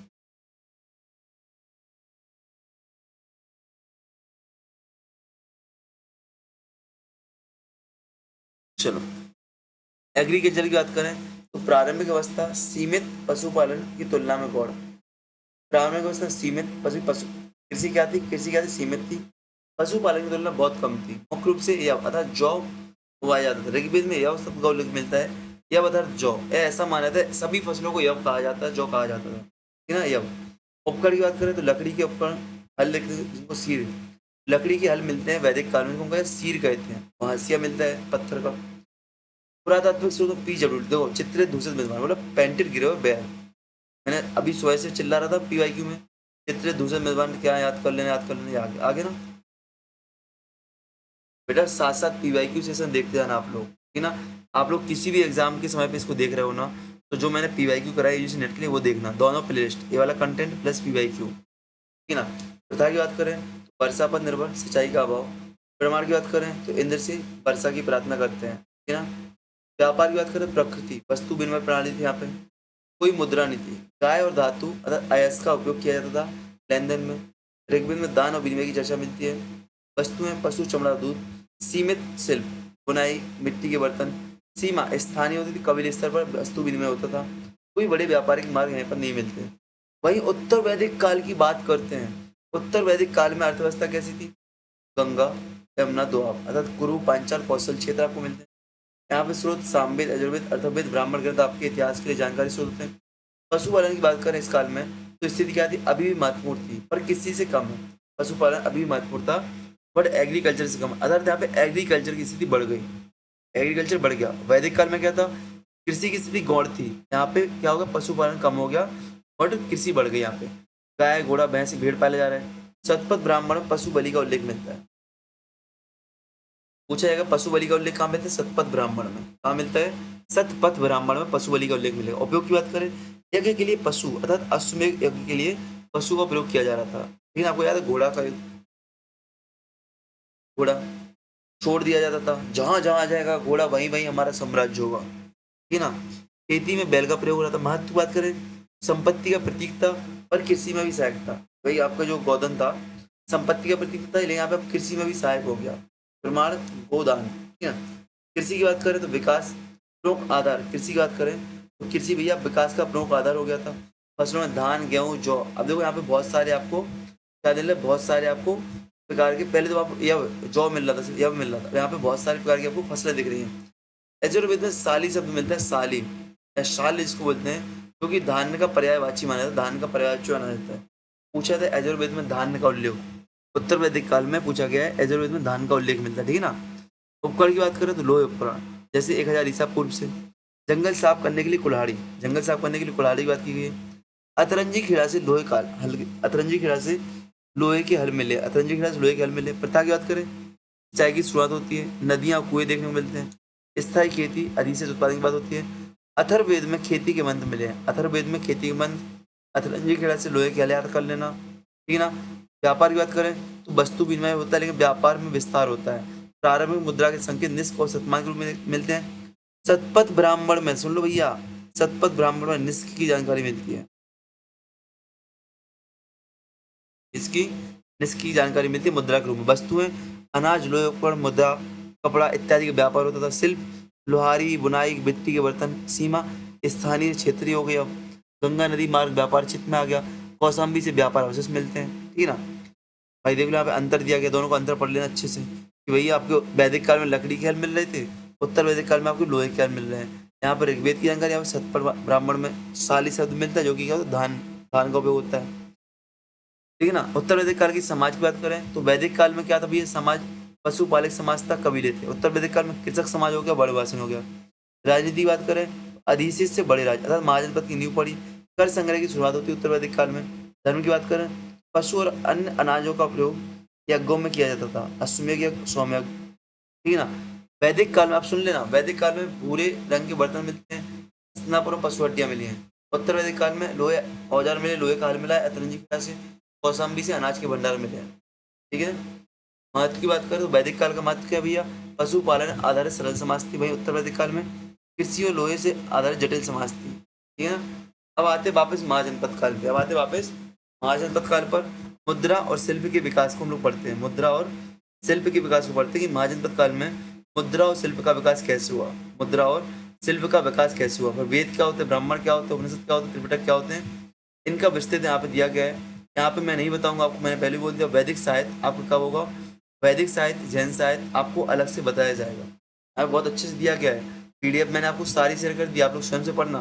बट मैं आपको तीनों साहित्य के बारे में अधिक बताऊंगा, तीनों साहित्य के बारे में आपको अलग से बताऊंगा, ठीक है ना। चलो जो जो इसमें दिया है वो तो मैं आपको बता ही दे रहा हूँ, जो जो इसमें दिया है वो तो बता ही दे रहा हूँ, बट मैं आपको पूरे साहित्यिक ग्रंथों के बारे में अलग से आपको पढ़ाऊंगा। यहाँ पे जो जो दिया है वो तो मैं आपको करा ही दे रहा हूँ, ठीक है। मिनट बना आपकी समाप्ति की ओर, बेटा तालियां बजाते रहना, और मोटिवेट करने के लिए सब्सक्राइब तो करते ही हो, लाइक भी किया करो, शेयर भी किया करो, और आप टेलीग्राम ग्रुप ज्वाइन करो, वहाँ पे आपको बहुत सारी चीज़ें आपको देखने को मिली, ठीक है। महाजनपद काल में मुद्रा शिल्प का विकास देखते कैसे होता है। तो महाजनपद काल में अर्थव्यवस्था का विकास हुआ, जिसमें मुद्रा का प्रारंभिक उपयोग और शिल्प का विस्तार शामिल है। बात करें बौद्ध ग्रंथ की, बौद्ध ग्रंथ अंगुत्तर निकाय, जैन ग्रंथ भगवती सूत्र से हमें जानकारी मिलती है, ठीक है ना। आपको महाजनपद काल में एनपीवीडब्ल्यू मिलते हैं, ठीक है ना। मुद्रा का विकास, तो देखते हैं मुद्रा का विकास। प्रारंभिक अवस्था देखने को मिलती है वस्तु विनिमय, उत्तर वैदिक काल से चली आ रही थी। बौद्ध ग्रंथों में वस्तुओं के आदान प्रदान की जानकारी मिलती है। यदि मुद्रा की शुरुआत की बात करें, छठी शताब्दी ईसा पूर्व में प्रारंभिक धातु के टुकड़े देखने को मिलते हैं, चांदी और तांबे के सिक्के, चांदी और तांबे के सिक्के मिलते हैं, जिनको पंचमार्क, प्रारंभिक धातु के टुकड़े का पंचमार्क कॉइन कहते हैं, पंचमार्क कॉइन कहते हैं, जिनको हम लोग आज सिक्के के रूप में जानते हैं हिंदी में, इंग्लिश से पंचमार्क कॉइन, और हिंदी में आज सिक्के के रूप में जानते हैं। आकृति अनियमित होती थी, चिन्ह इनमें सूर्य, चंद्र, पहिया इत्यादि के चिन्ह बनाए जाते थे। क्या किसी शासक का चित्र होता था? नहीं होता था। किसी शासक का नाम होता था? नहीं होता था, ठीक है ना। तक्षशिला और कौशाम्बी से सिक्के मिले हमें। नाम और मान, तो निष्क और शतमान, धातु के वजन के आधार पर, धातु के वजन के आधार पर निष्क और शतमान जैसे सिक्के मिले हैं। कसारपण, कसारपण बाद में मानक मुद्रा मौर्य काल में परिपक्व हुई, बाद में महाजनपद काल के अंत में एक मुद्रा ही कसारपण, जो कि कहाँ पे, जो कि कहाँ पे आपकी मौर्य काल में परिपक्व देखने को मिलती है ना। जैन ग्रंथों में इसकी जानकारी मिलती है। उद्देश्य की बात करें तो व्यापार के लिए सुविधा होती थी, और कर संग्रह में आपको मुद्राएं उपयोग करते थे। शहरी अर्थव्यवस्था का आधार आपकी मुद्रा बनती है। विकास को प्रभावित करने वाले कारक क्या थे? लोक प्रौद्योगिकी, अधिशेष उत्पादन, शहरीकरण और व्यापार के मार्ग, गंगा नदी, राजगृह से सिक्के मिलते हैं। शिल्प का विकास, शिल्प की बात करें तो प्रयोग समय लोहारी, मृदवान, कपड़ा बुनाई, आभूषण, लकड़ी, पत्थर, और ठीक है ना। तो लोहार में लोहे के हथियार, तलवार, भाले बनाए, उपकरण में हल और कुल्हाड़ी बनाई जा रही है। मृदवान में उत्तरी काले चमकीले मृदवान, कब? महापाषाण काल की, वो सॉरी, महाजनपद काल की बात हो रही बेटा। लाल काले बर्तन, सूती ऊनी वस्त्र मिलते हैं, सोना चांदी मोती के आभूषण मिलते हैं, रत्न पत्थर मिलते हैं, और ऐच्छिक कौशाम्बी से अवशेष मिलते हैं। शिल्प की बात करें तो श्रेणी, श्रेणी के शिल्पकारों के समूह को श्रेणी कहते थे। लोहारों के समूह को श्रेणी कहते हैं। कुम्हार मतलब जो शिल्पकार थे, व्यापारी वर्ग थे, इनके समूह को हम लोग श्रेणी कहते थे। बौद्ध ग्रंथ में श्रेष्ठी और शिल्पी का उल्लेख मिलता है। उत्पादन केंद्र राजगृह, वाराणसी और उज्जैन प्रमुख शहरी क्षेत्र जो थे आपके उत्पादन के केंद्र के रूप में देखे जाते हैं, ठीक है ना। ग्रामीण क्षेत्र में स्थानीय उपयोग के लिए उत्पादन होता था, ठीक है। विकास को प्रभावित करने वाले कारक वही हो जाएंगे आपके। चलो प्रभाव की बात करें, प्रभाव क्या था इन सबका? तो मुद्रा का विकास हुआ, मुद्रा का प्रभाव क्या रहा भैया? व्यापार और कर में आसानी से संग्रह हुआ। शिल्प का विकास, विशेषज्ञता बढ़ी, रोजगार बढ़ा, समृद्धि बढ़ी। समाज में एक नए सृष्टि वर्ग का उदय हुआ, शहरी जीवन स्तर का विस्तार हुआ। आप देखते हो बौद्ध ग्रंथ में गृहपति शब्द को भी मिलते हैं, गृह प्रदान के रूप में। राजस्व की वृद्धि हुई, अर्थात मगध की शक्ति की मगध में शक्तिशाली राजस्व वृद्धि हुई। राज्य नियंत्रण और शिल्प मुद्रा का विकास हुआ। संस्कृति की बात करें, शिल्प कला में मृदवान और आभूषण, वाराणसी, वाराणसी शिल्प अवशेष मिलते हैं। पुरातत्विक प्रमाण की बात करते हैं, मुद्रा, तक्षशिला, कौशाम्बी चिन्हित सिक्के मिलते हैं। कसारपण की बात करें तो चांदी के सिक्के, प्रारंभिक सिक्के चांदी के, है ना। चलो अब यहाँ पे इनको अंतर पढ़ लेना। उत्तर वैदिक काल, महाजनपद काल में अंतर पढ़ लेना ध्यान से, ठीक है ना। चलो वेद, ब्राह्मण ग्रंथ, उपनिषद, त्रिपिटक क्या होते हैं, इनका एक विश्लेषण किया गया यहाँ पे। तो वेद क्या है? वेद क्या है? सबसे प्राचीन हिंदू ग्रंथ है। श्रुति अर्थात सुनी परंपरा, श्रवण परंपरा, श्रवण नहीं श्रवण, अब यहाँ पे श्रवण आ जाएगा, मतलब सुनी हुई परंपरा से आगे बढ़ते हैं। सुनते चलना बहुत महत्वपूर्ण है यहाँ पे। वेद क्या है? आपके सबसे प्राचीन हिंदू ग्रंथ है, ठीक है ना। 1500 से 1000 ईसा पूर्व में इनका विकास हुआ है। वैदिक संस्कृति के नाम से जानते हैं। भाषा क्या थी इनकी? भाषा वैदिक संस्कृति। भाषा क्या थी? वैदिक संस्कृति। 4 वेद आपको देखने को मिलते हैं, ऋग्वेद, सामवेद, यजुर्वेद, अथर्ववेद। तो चारों वेदों की बात करें तो चारों वेदों में संहिताएं मिलती हैं। तो ऋग्वेद में 10 मंडल विभाजित थे, ऋग्वेद 10 मंडलों में विभक्त है, और 1028 सूक्त इसमें मिलते हैं। देवताओं की बात करें तो इंद्र, अग्नि, वरुण की इसमें स्तुति की गई है, अर्थात प्रकृति पूजा की बात की गई है। महत्व की बात करें, सामाजिक धार्मिक जीवन पर चित्रण करता है। पुरुष सूक्त का वर्णन करता है। ऋग्वेद के 10वें मंडल में जो पुरुष सूक्त दिया है उसमें 4 वर्णों की बात की गई, वर्ण व्यवस्था की बात की गई है। ये सारी चीजें आप लोग पढ़ चुके हो। इसके ऋग्वेद का एक सूक्त है नासदी सूक्त, जिसमें सृष्टि की उत्पत्ति के बारे में बताया गया है कि सृष्टि की उत्पत्ति कैसे होती है। ऋग्वेद का एक सूक्त है नासदी सूक्त, जिसमें सृष्टि की उत्पत्ति के बारे में बताया गया है। सामवेद की बात करें, संहिता, गायन और योग सूत्र। सामवेद क्या है? गायन, योग सूत्र अर्थात एक गाया जा सकता है। आपको संगीत का प्रथम वेद भी कहा जाता है, संगीत का प्रथम यज्ञ भी कहा जाता है। यज्ञों में संगीत कैसे होता है, सौम्य कैसे होता है, ठीक है ना। अब जो संगीत के लिए सूक्त लिए गए हैं वो ऋग्वेद से लिए गए हैं, अर्थात ऋग्वेद के जितने भी सूक्त हैं उनको गाकर रचाए गए। यहाँ पे उनको काव्यात्मक शैली में, गायनात्मक शैली में उसको रचा गया है। क्यों? जिससे कि यज्ञ इत्यादि होते हैं उसमें आकर्षण बने, गायन शैली प्रभावी हो, ठीक है, आकर्षण के लिए, ठीक है।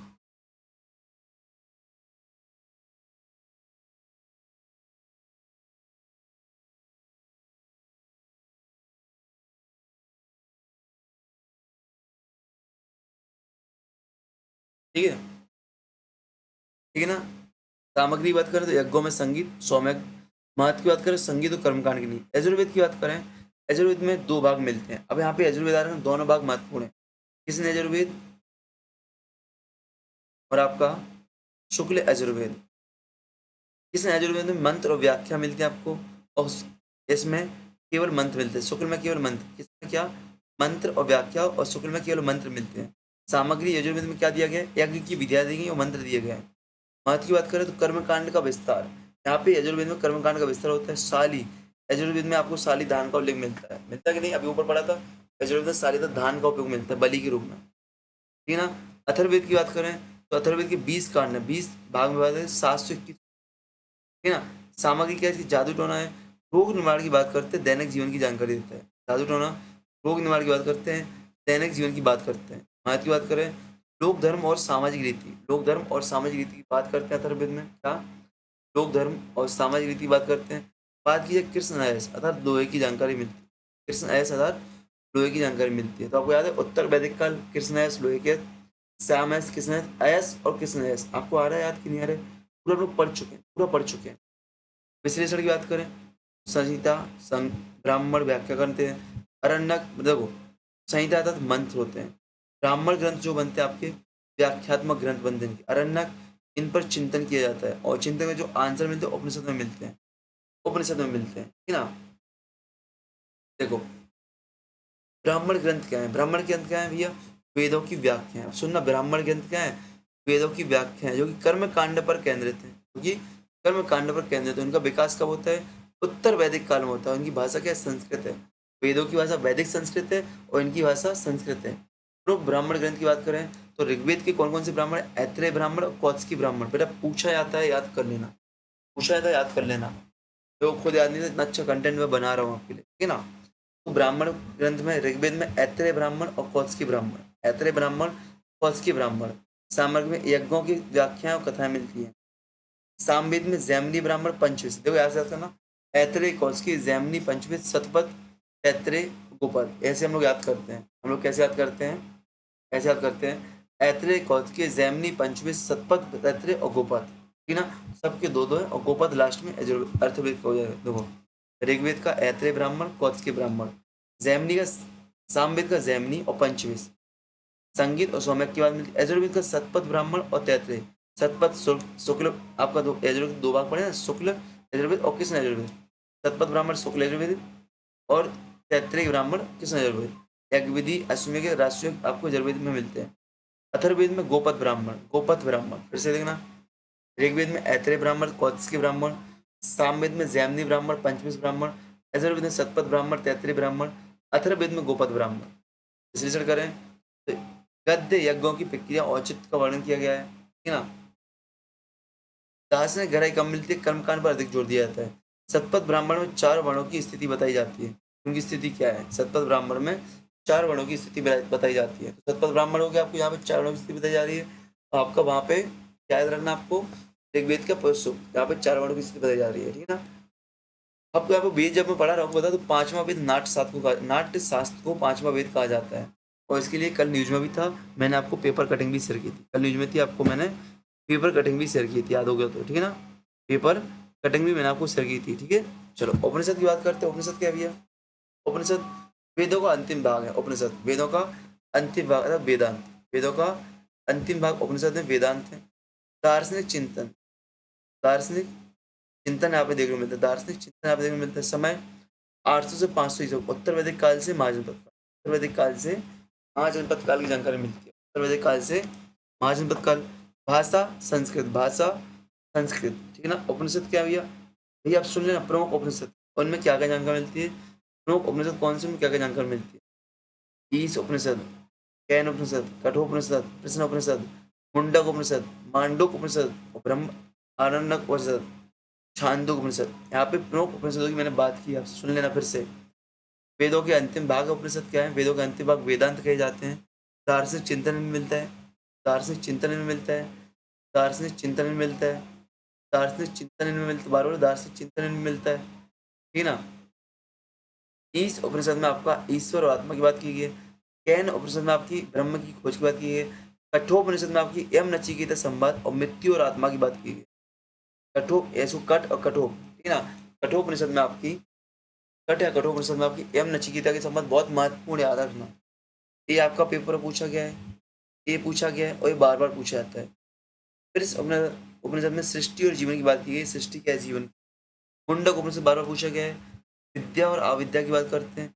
पांडुक उपनिषद जिसमें ओम और चेतना की बात की गई है, ओम और चेतना की, ये आपके लिए महत्वपूर्ण इसलिए हो जाते हैं कि वर्तमान में जो भारत में इतिहास लेखन है, इतिहास का अध्ययन कन्वर्ट हो रहा है भारतीय ज्ञान परंपरा की ओर कन्वर्ट हो रहा है, भारतीय ज्ञान परंपरा की ओर कन्वर्ट हो रहा है। ऐसे में उपनिषद आपके लिए महत्वपूर्ण हो जाते हैं।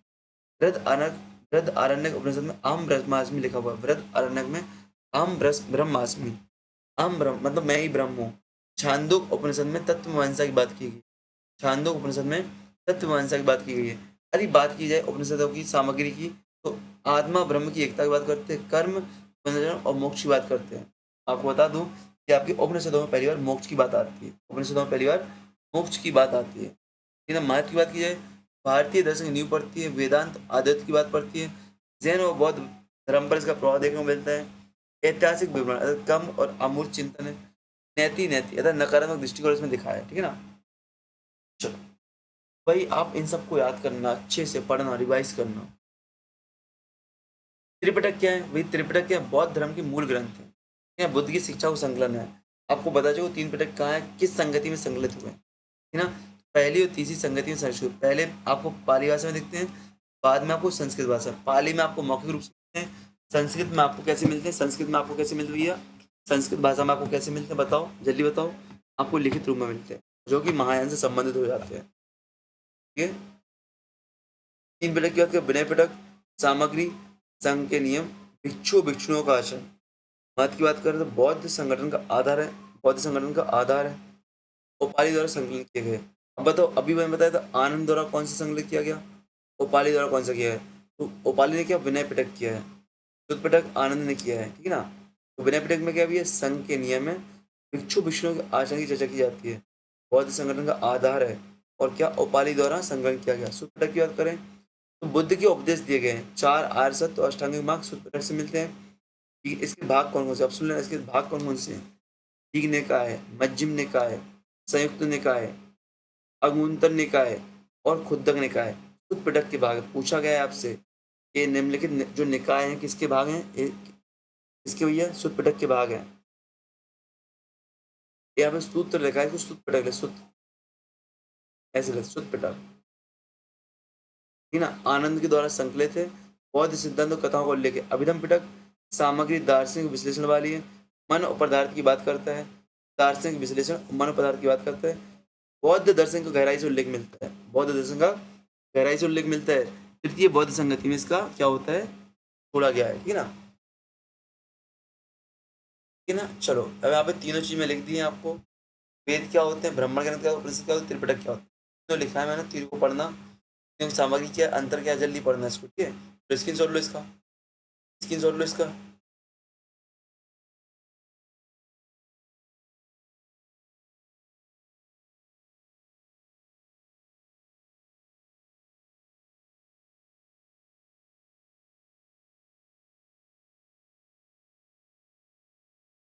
स्क्रीन शॉट ले लिया आपने, चलो।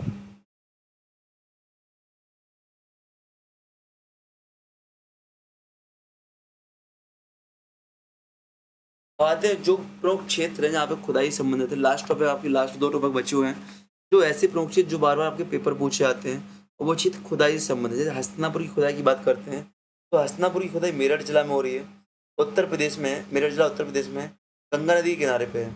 यहाँ से वैदिक काल के और महाजनपद काल के अवशेष मिलते हैं। खुदाई किसने की है? बीबी लाल महोदय ने। तो याद रखना, बीबी लाल महोदय महत्वपूर्ण हो जाते हैं हस्तिनापुर के लिए। यहाँ पे महाभारत काल में कुरु राजधानी, ये क्या थी? महाभारत काल में कुरु राजधानी थी। और वैदिक साहित्य में कुरुक्षेत्र का उल्लेख मिलता है, ठीक है ना।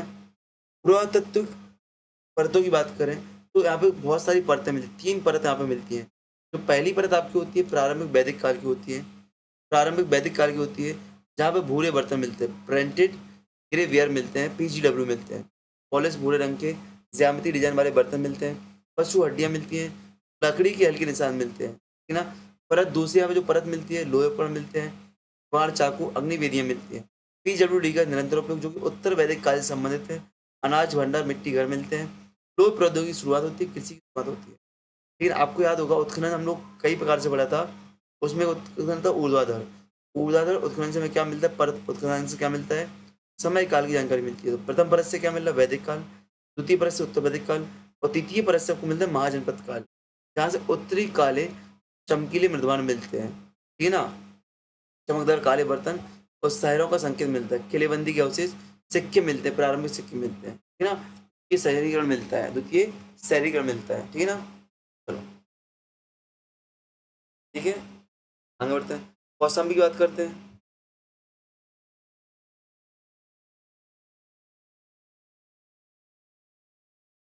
कौशाम्बी की बात करते हैं। प्रयागराज जिला में उत्तर प्रदेश में यमुना नदी किनारे। देखो हस्तिनापुर का हो गया, हस्तिनापुर गंगा नदी किनारे मेरठ जिला में यूपी। ये प्रयागराज में यमुना नदी किनारे। उत्तर में देखो महाकाल जनपद, यहाँ पे देखो हस्तिनापुर में 3 काल मिल रहे थे, यहाँ पे 2 काल मिल रहे हैं। खोज किसने की है? हस्तिनापुर की खोज बीबी लाल ने की थी। यहाँ पे GR शर्मा। वत्स महाजनपद की राजधानी और बौद्ध ग्रंथों में उद्यन नगर, ठीक है ना। पुरातत्व परतों की बात करें तो परत 1 मिलती है आपको उत्तर वैदिक काल में, पूरे मृदवान मिलते हैं, लोहे उपकरण, कुल्हाड़ी अग्निवेदियाँ, अनाज मिट्टी घर, कृषि और लोह प्रौद्योगिकी सब महाजनपद काल मिलता है। सेम टू सेम वही काल चीज़ें मिलेंगी आपको, ठीक है ना। लोहे के हथियार, सिक्के, मिट्टी गोदाम, व्यापारिक सामग्रियाँ मिलेंगी आपको। द्वितीय शहरीकरण मिलेगा, वत्स का शहरीकरण मिलेगा आपको। और तीसरी लाइन आपको मौर्य काल उसके बाद मिलता है। सुन लो, आपको यहाँ पे कौशाम्बी से तीसरी लेयर में आपको क्या मिलता है बेटा? तीसरी लेयर मौर्य काल, उसके बाद की जानकारी अशोक के स्तंभ मिलते हैं, बौद्ध में मिलते हैं। बौद्ध धर्म का प्रभाव यहाँ पे देखने को मिलता है, मतलब 3 यहाँ पे उत्तर वैदिक काल, महाजनपद काल और आपका मौर्य काल, 3 काल आपको देखने को मिलता है, ठीक है ना। दोनों का अंतर लिखा है। हस्तिनापुर और कौशाम्बी का पढ़ लेना बहुत महत्वपूर्ण है। हस्तिनापुर और कौशाम्बी का अंतर दिया, लिख लेना, पढ़ लेना, ठीक है। स्क्रीनशॉट ले लो, उसको पढ़ो।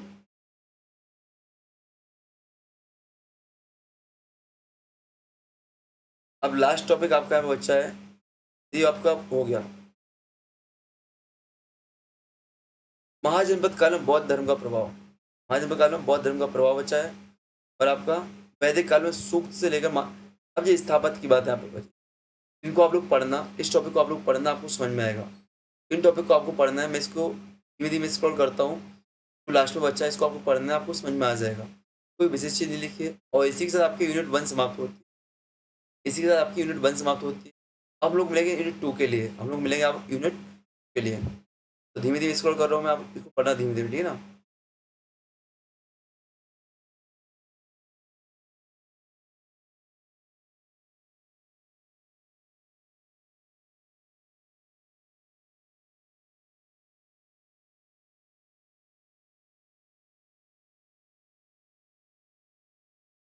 आ गया, चलो जाना दो उसको। इसको पीडीएफ को मैं आपको शेयर कर चुका हूँ। यदि आपके पास ग्रुप नहीं है तो आप डेस्टिनी मेकर्स नाम से टेलीग्राम ग्रुप ज्वाइन करेंगे। यहाँ पे आपको नोट्स मिल जाते हैं। इसके अलावा यूजीसी नेट के लिए अलग ग्रुप है, इसकी लिंक आपको इस ग्रुप में मिल जाएगी। हमारा जो मुख्य ग्रुप है डेस्टिनी मेकर नाम से है टेलीग्राम ग्रुप, इसी को आपको ज्वाइन करना है। यहाँ पे आपको सारी चीज़ें मिलती हैं, ऑल ओवर जितने भी क्रियाक्रम मैं करवाता हूँ, क्योंकि अंतिम समाधि यहाँ पे करवा रहा हूँ, आपको मिलता है, ठीक है ना। बेस्ट ऑफ लक, जय हिंद जय भारत। मिलते हैं हम लोग नेक्स्ट सेशन यूनिट 2 के साथ। मैं बार बार बोल रहा हूँ, यदि आपको निकालना है जून 2025 का नेट जीआरएफ क्वालिफाई करना है, तो बिल्कुल ना मौका गंवाएं। ये आप सारे कंटेंट पढ़ते चलें और पीवाईक्यू देखते चलें। ना देखो उसका रिवीजन करें, रिवीजन करके आप लोग याद करते चलें, ठीक है ना। देखो यदि आप वॉलपेपर देखो, उसका टारगेट रखा है मिशन 2025, मतलब जो भी मुझे फॉलो कर रहा है उसको 2025 में कोई ना कोई जॉब दिलाना है। जो भी फॉलो कर रहा है उसका टारगेट ही है मिशन 2025। भैया डेस्टिनी मेरा टारगेट ही मेरा रखा है 2025 में कोई ना कोई जॉब दिलाना है, ठीक है ना? कोई ना कोई जॉब आपको दिलाना है। तो बेस्ट ऑफ लक। जय हिंद, जय Bharat. Like, comment, share, subscribe करें। तो मैं फिर से बता दूं, जो मैं आपको क्रियाकलाप करा रहा हूँ, ये आपके लिए यूजी नेट जून 2025 को टारगेट करते हुए करा रहा हूँ। 25 मई तक मैं आपके लिए सारे PYQ प्लस मैराथन क्लास देने वाला हूँ, जिसमें पेपर टू के लिए यूनिट 10 से लेकर यूनिट फर्स्ट तक की सारी जानकारी होगी। बकाया कुछ विशेष सत्र मैं आपको दूंगा, तो बची हुई कुछ कहानियाँ आपको बताऊंगा। इसके अलावा जो आपका to the point rapid revision series चल रहा है, वो आपको इस एग्जाम तक कंटिन्यू मिलता रहेगा, इस एग्जाम के बाद कंटिन्यू मिलता रहेगा। वो आप देखना उसकी विशेषताएं, आप उसको जाके देख के समझ पाओ क्या विशेषता है। कंटेंट तो है ये, बट वो छोटे छोटे वीडियोस होते हैं वहाँ पे, और टॉपिक वाइज आपको वहाँ पे कंटेंट मिलता है, ठीक है ना? साथ ही साथ आपके लिए NCERT सीरीज चल रही है, जो कि आपकी सभी एग्जाम के लिए महत्वपूर्ण है। इतिहास विषय की इसलिए कर रहा हूँ कि इतिहास के लिए आप यूजीसी नेट फॉलो कर रहे हैं, तो वो भी आप फॉलो कर सकते हैं, इससे आपको बहुत महत्वपूर्ण जानकारी वहाँ पे मिलती रहेगी। Best of luck. जय हिंद, जय भारत।